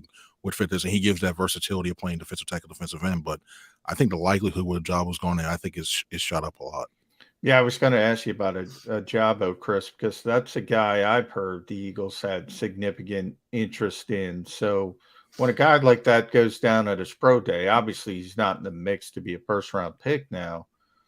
You start thinking about a value pick in the second round if he falls that far. The Eagles went this route with Sidney Jones. And it didn't work out for him. If you get a player you like at say 15 and he's there at 51, do you jump at David Ojabo? I don't think he falls that far. I still think there's an outside chance he goes in the late first round. I think there's some teams that are enamored, especially a team like Tampa Bay or something like that, where they have a win now. They have a really veteran crew, a veteran team. So, and you don't necessarily need them right away. So you go ahead and you stash them, let them recover. And then all of a sudden you got a guy who was top 15 value down there. I think he still goes in the first, but if he's sitting there, say you're entering that Friday, you got 10 picks. If you can give up, I don't know if you want to give up one of those fifths and like say another pick next year to get a guy like that, I'm for it, and just stash them and let them recover. All right, how about then I'll say this. How about dropping down? We talk about the Eagles in salary cap space. Jody and I were talking about you know how over the cap does affect the salary cap space because they're factoring budgeting for the rookie class and the Eagles.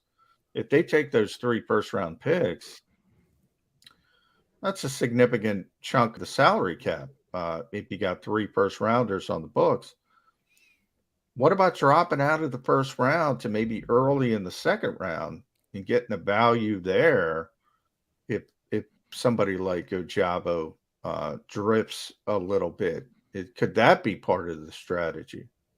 I think it's possible. I think if you went into this draft and say, hey, you know what, I got Jordan Davis, Traylon Burks, Lloyd's gone by the time, like, say, 17 and 18, and you still got that pick, you move back and you say, hey, you know what, who needs a quarterback still? Like, who wants to get like a Carson Strong, or who wants to get potentially Matt Corral if he drops that far?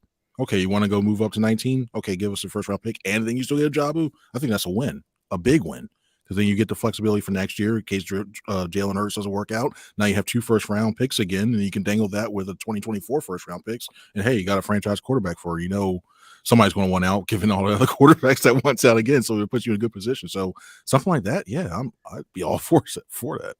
All right, here's a question you might not have been asked recently and or contemplated. A lot of people are talking up the AFC West. You get Russell Wilson added to the mix in Denver. That's a major upgrade. The Chargers go out and get Khalil Mack and add C.J. Jackson to Herbert and keep Mike Williams. Damn, that's good. The Raiders go out and get a pass rushing defensive end from Arizona. And, oh, by the way, add the best wide receiver in the National Football League. And the Chiefs they are the got Chiefs. Cooper Kupp? No, I'm joking. Cooper had the best year. Yeah. Now, if I can only great. pick one player to go forward with next year, yes, I'm still thinking Devontae Adams ahead of Cooper Kupp. That's just me. Call me an idiot if you want. But the point I was attempting to make was that, man, the AFC West is so improved. That's got to be the best division in football. What's the worst division in football? We're in it right now. Yeah, exactly right. Thank you very much. That's what I have to keep falling back to. When the Eagles are doing minimal things at best, I have to get to, hey, yeah, but the Cowboys are getting even more worse than the Eagles are. The Giants have done diddly squad, and Carson Wentz is the quarterback of the Commanders. We're still in good shape in the NFC East. The NFC East and the AFC South, they're it's going to be real interesting because they get to play each other next year. So they're really going to do that. And how about the Eagles not having to play the AFC West this year and having taken it out that schedule last year? Because that's murderer's row. Yeah. But overall, when you just look at just the quarterback play the quarterbacks that you have in this division, you have Jalen Hurts. Nobody knows what he's going to do in the future. He's still too many questions. Dak Prescott, he's good, but I don't know if you can really truly win a Super Bowl with that guy. Carson Wentz, insert past 3-4 years on that one. And then you got Daniel Jones, where all he seems to do is run against the Eagles, and after that, anybody else, good luck. It's one of those really, it's just a back of better words, a really milquetoast division that whoever wins, like I really only see like one team really getting out next year, winning the playoffs, and that's whoever wins the division. There's only going to be one team that comes out to the NFC East. Now, crazy. Chris, there is a positive to what Jody just described. You talked about the murderer's row in the AFC West. The NFC, well, Aaron Rodgers is back. Tom Brady's back. So, and you have the Super Bowl champions. After that, it's wide open. It's AAA football. I think there's going to be teams in Scranton, Wilkes-Barre, and Reading. It's an awful conference.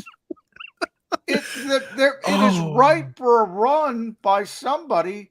Why not the Philadelphia Eagles in this stinking conference where the two guys who are at the top are greats, arguably the best quarterback of all time, and then another top 5 quarterback, but they're also 150 years old, so who knows? And as Jody mentioned, no Devontae Adams in Green Bay now.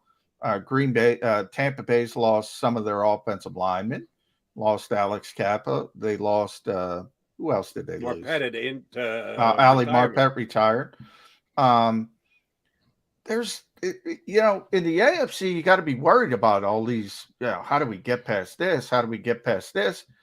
Tennessee was the number 1 seed. I saw somebody said they got to retool. They can't compete. Here in the NFC, everybody can compete. So why not the Eagles? Because I look when they match up, I still think they match up. The Saints still give them problems. I know that if they play them here, they look like a great team. But the Saints, I still that's bad for it. Tampa Bay. I mean, you can't count as much as I went against Tom Brady and in that wild card range. You still really can't count them out. And you look at some of those West. I still think San Fran, Kyle Shanahan, the way he seems to get that for the 49ers prepare. You can't. I think the NFC West, and I wouldn't be surprised if. Here's one. I wouldn't be surprised if Chicago looks a little bit better. A little bit. Not saying they're that one, but stat. But this, you're right, it's bad. But I wonder how much they bet. I think everybody when it comes to these like intermediate teams, those mid-level teams, how much they beat each other up. And I don't know if the Eagles are at that point where they say, hey, you know what? They're beyond the 7 seed because right now, I think they're like a 7-8 team again. It's. Let me propose a name. Pascal? John and I have been talking so much about wide receivers and me beating up on Zach Pascal more than anything else. But there is still one talented wide receiver out there. And I talked to 2 different people from Cleveland over the weekend, and they got the Deshaun Watson thing done. And they, what else did they? Amari Cooper redid his contract so they could clear up some cap room. The word is they're angling to try and get Jarvis Landry back there. And I think with putting Deshaun Watson in over Baker Mayfield, that might entice Landry to come back, even though he can't be happy about the fact that they released him. I'm a Jarvis Landry fan. I think he's a legit, well above average, might not be a star, but just one rung level less than that. The market is going to be what it's going to be, but we're seeing teams paying less for a lot of people, like the Eagles, Zach Pascal. Is Jarvis Landry to Philadelphia a chance, or is it going to be another one where after the fact I start to bemoan it, John's going to go, hey, people just don't want to come to Philadelphia because they don't throw the football enough, and Jalen Hurts is still a question mark in people's minds, like Chris Franklin said. Tell me they're going to get a guy like Jarvis Landry, Chris Franklin. I wouldn't mind Landry because I think, like you said, I think he's a good wide receiver too. I think when OBJ went out and you really saw like the onus on the offense being on him with Cleveland, it wasn't as dynamic as when he needs another really good wide receiver. So if you pair him up with Devonta Smith, I think he's all right. Another name that I'd really seriously consider as well too is Julio Jones.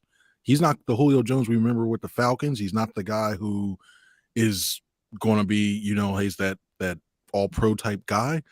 But I think he's somebody who will instantly come in. He's that bigger receiver they really truly need, I think, especially in the red zone. He's a Hall of Fame receiver.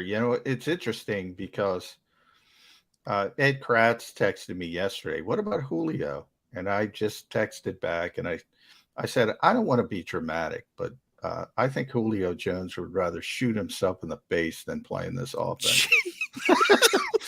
I mean, it ain't gonna happen. It's not gonna happen. You're gonna start saying, "Oh, I retire." Like, Philly wants to call you. I'm retiring. I'm John, done. quick question for you: when exactly is Devonta Smith going to request a trade? Because that might happen quick, but in a quicker fashion, unless things change. Unless things change. This offense is this bad and this disrespected around the league that wide receivers would rather shoot themselves than come play here. I was being dramatic. It was a joke. It's a great line from a movie. I love the line, so I had a chance to use it.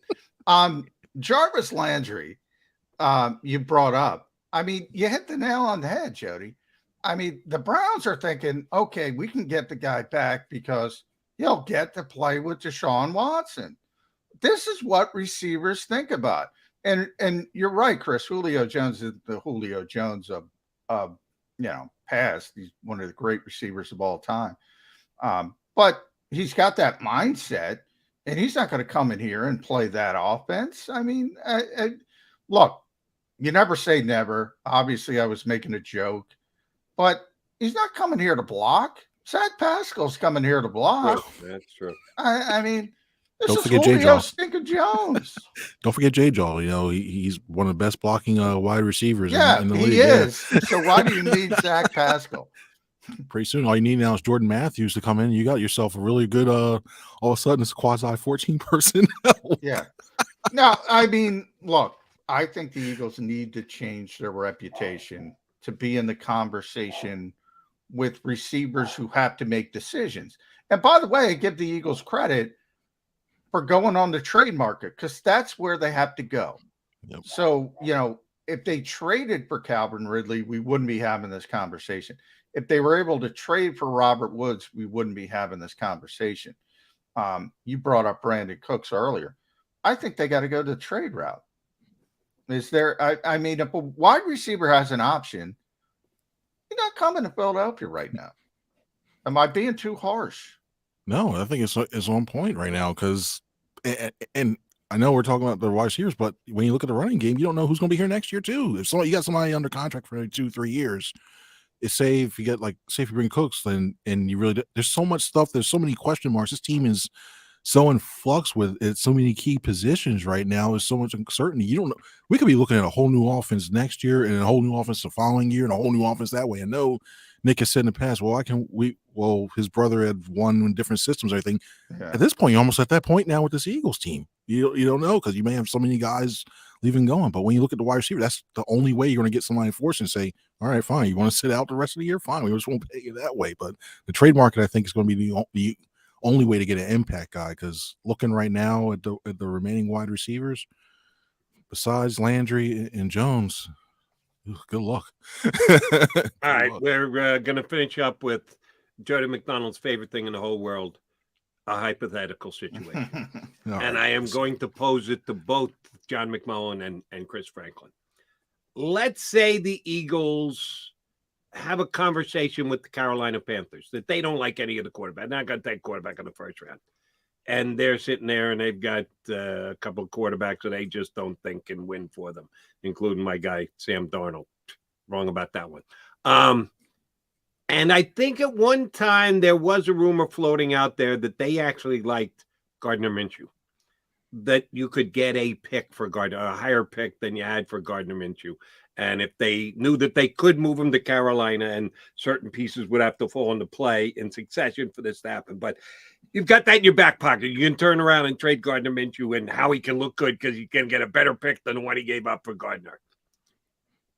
And the Cleveland Browns release Baker Mayfield.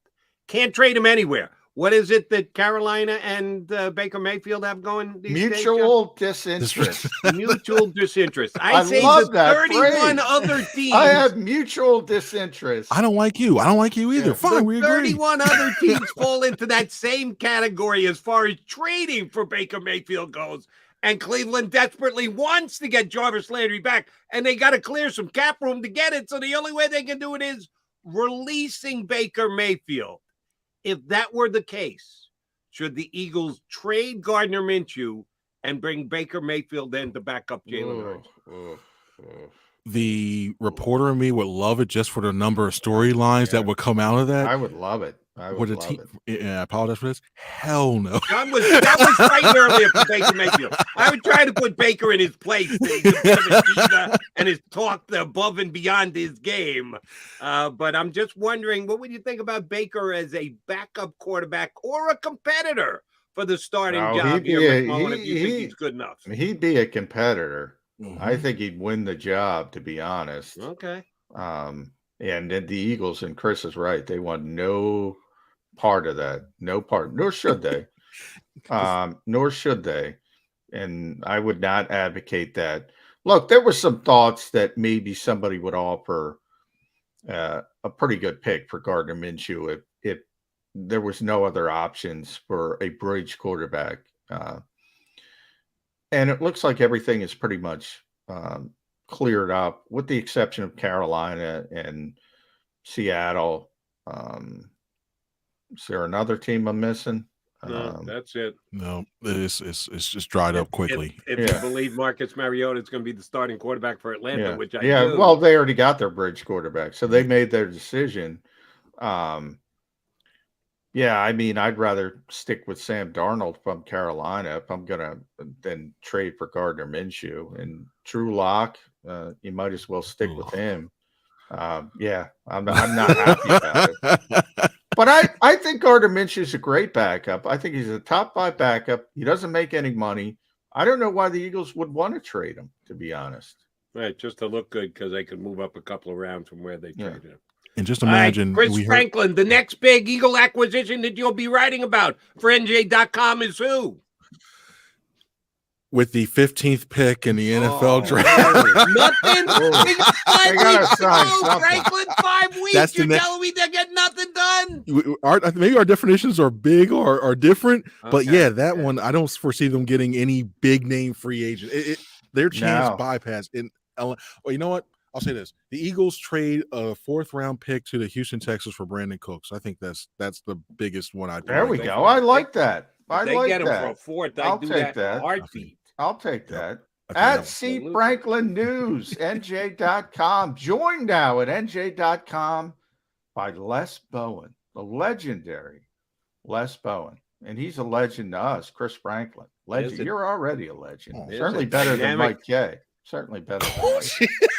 Dynamic duo, we love Franklin Mike. and Bowen. Yeah, I like it. Mike.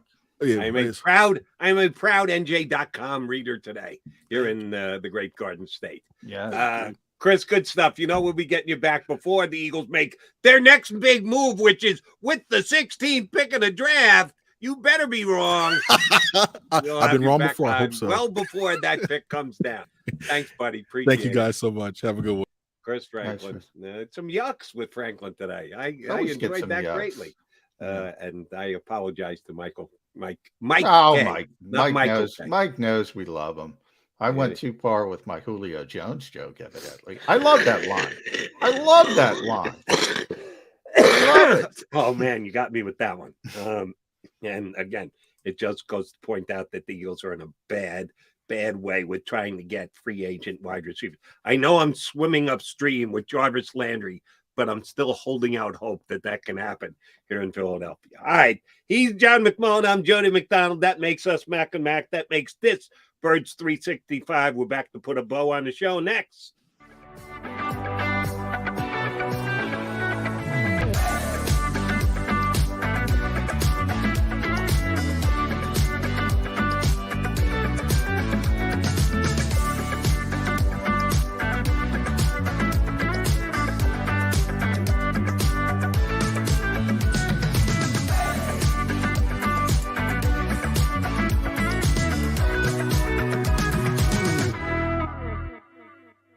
At Stateside Vodka, every new customer gets the world's best rocks glass, free. What's that? A rocks glass? You're telling me that bottle is cut in half? You could say that. Holy shit. And you're telling me I can get one of these glasses for free? That's right. 1 free rocks glass per customer with each first-time purchase of Stateside Vodka. So good, it just disappears. Imagine for a moment that you went to work today and when you came home, you were catastrophically injured. Your life and your family's life. That's what happened to union construction worker Mike Little. I was scared of what the end was going to be, but to be 100% honest with you, I knew I was going to be all right just by talking with Brian. In my heart, I just knew everything was going to be all right. Call the firm and find out why they say, "We got this." Call 215-458-2222. Go for the midnight dares. Go for the memories. Go for the view that goes on forever. Go for the bubbles in your bathtub and in your drink. Go to bed whenever you want. Or don't. Go for him. Go for her. Go for the win. Go to Ocean Casino Resort. Book your trip at theoceanac.com.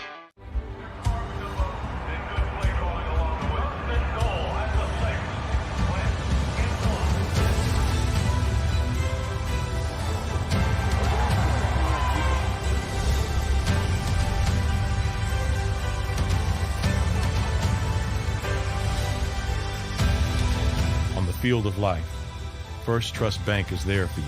Champions on 3. 1, 2, 3. Because Philadelphia dreams deserve a Philadelphia bank.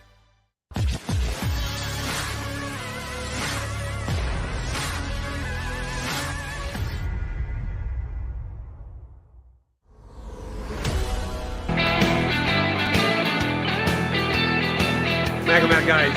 McMullen and McDonald putting a wrap to the show here today on a midweek. Eagles have no new news. Don't hold your breath because they can't get a wide receiver, Joe. They'd rather shoot themselves in the face than actually come here to play wide receiver in this Eagle system and for this quarterback. But we're still pumped up about the Eagles. I didn't say because of the quarterback. People are going to see. You're going to get people mad at me. All right. I apologize if I interpreted too much. Please tell us why wide receivers would rather shoot themselves in the face than become Philadelphia Eagles. Well, I don't want to take any credit for it. I don't want to misdirect anyone. John McMullen, please explain why self-face shooting is an option over becoming an Eagle wide receiver. And by the way, I don't think the Eagles would want Julio Jones either. So at his age, Frankel was overrating Julio Jones. I think he's 30. He's 33 years old. He's not. I don't think the Eagles would want him either. Just from his, that's a Hall of Fame player. Just from his mentality, I don't think he would want to play. I think it's It's a toxic cocktail of a number of things, and it starts with the way the Eagles currently play offense. Again. And I know you brought this up. They only did it for half a season. You can change it really quickly. You can change that sentiment around the league really quickly by just changing the offense and proving you can go in a different direction. But you got to do it. Until you do it, people are going to say, "Oh, I don't want to play that way. I want traffic." That's what receivers want. They want traffic. They want targets. They want touches. And the high level receivers, if they have options, they're going to go somewhere where they know they're going to get the football. That's all I mean. I probably went too far. As we are in this world. I appreciate the laugh, Johnny Mac. Thank you very much. Yeah. I people take everything so seriously. I like comedians. I like to make jokes. It's not the end of the world. But people get upset about things. So feel free to get upset. But that cocktail of the way the Eagles play offense, they have to change it if they want to go out there and compete for guys who have options. And that's why I think the trade market, they made a prudent decision. That was what they wanted to do. That was what they tried to do. That was the way to get better, but they weren't able to pull it off. All right. You got a better grasp on this than me. I know it's widely reported that the Eagles took Kenny Pickett out to dinner after they picked up the tab for his post-game dinner.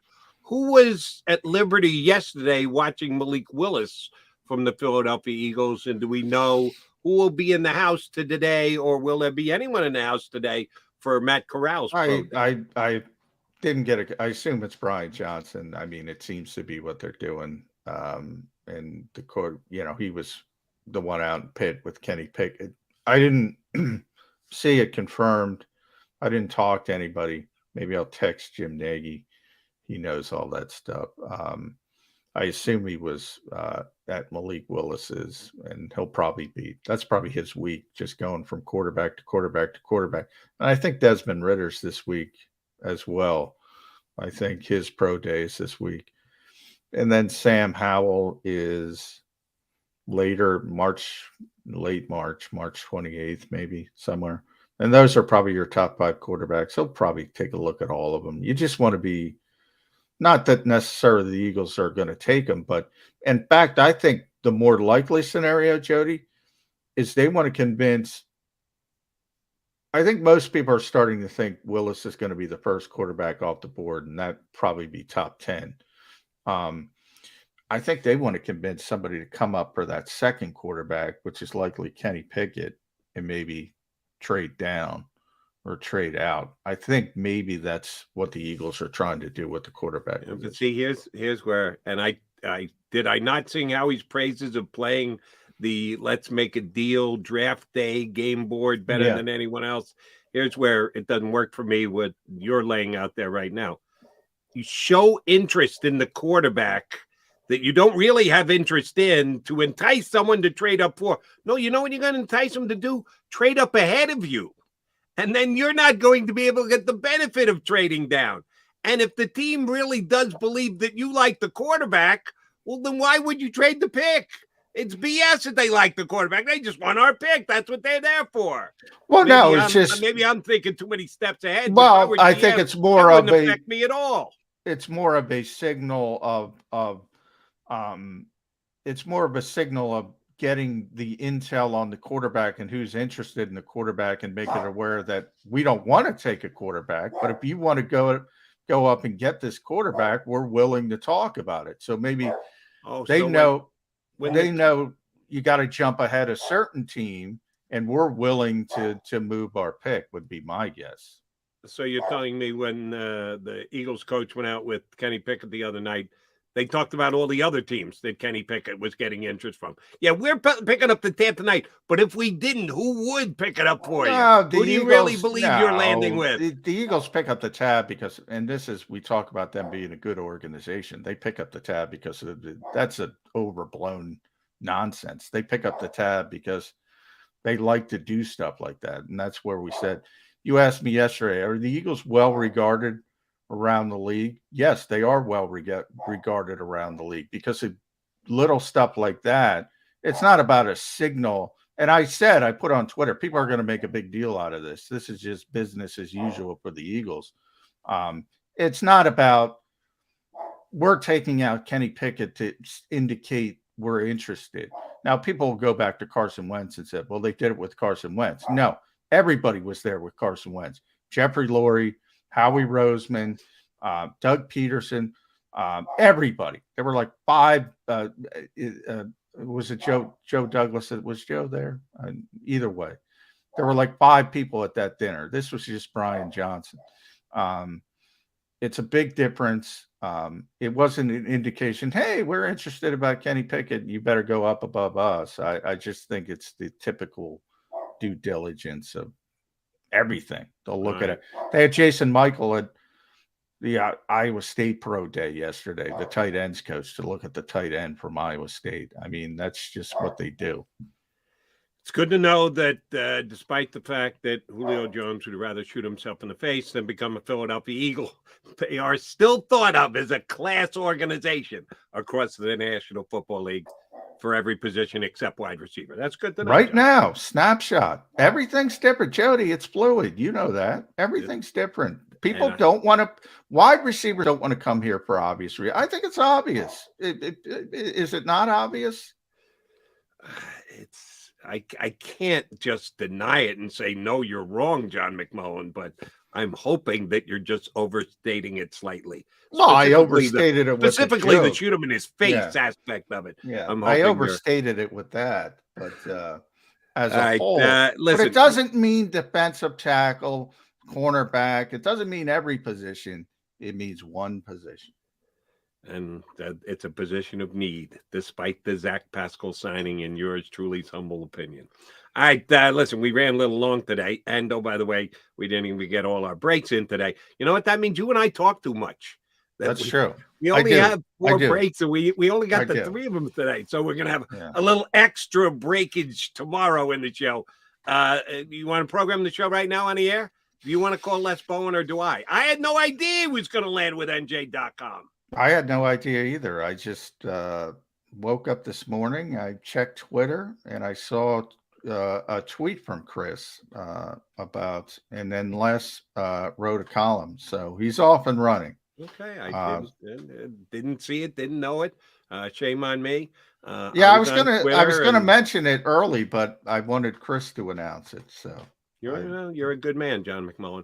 On Twitter, I didn't catch any wide receivers shooting themselves in the face, so I was good with it. I'm never going to live that one down. Oh no, I'm going to be harping on that one for a while. All right, J Mac, let's do this tomorrow again in 22 hours. Who we got? We got somebody already booked in for tomorrow. I forget who it is. I forget. For the late aspect of it. Glenn Macnow, your buddy. Macnow's in if he can. He should be able to do it. Macnow's in tomorrow. That'd be a good duo, Macnow and Les Bowen, if we can get them both. Should be fun. All right, partner, I will see you in 2 and 2. Is that cool? Yeah, a little bit less than that. We're running long. All right. Thanks, everybody. If you missed any of today's show on the JAKIB Media channel, listen to the podcast on your way home. Available on YouTube, Apple, and Spotify.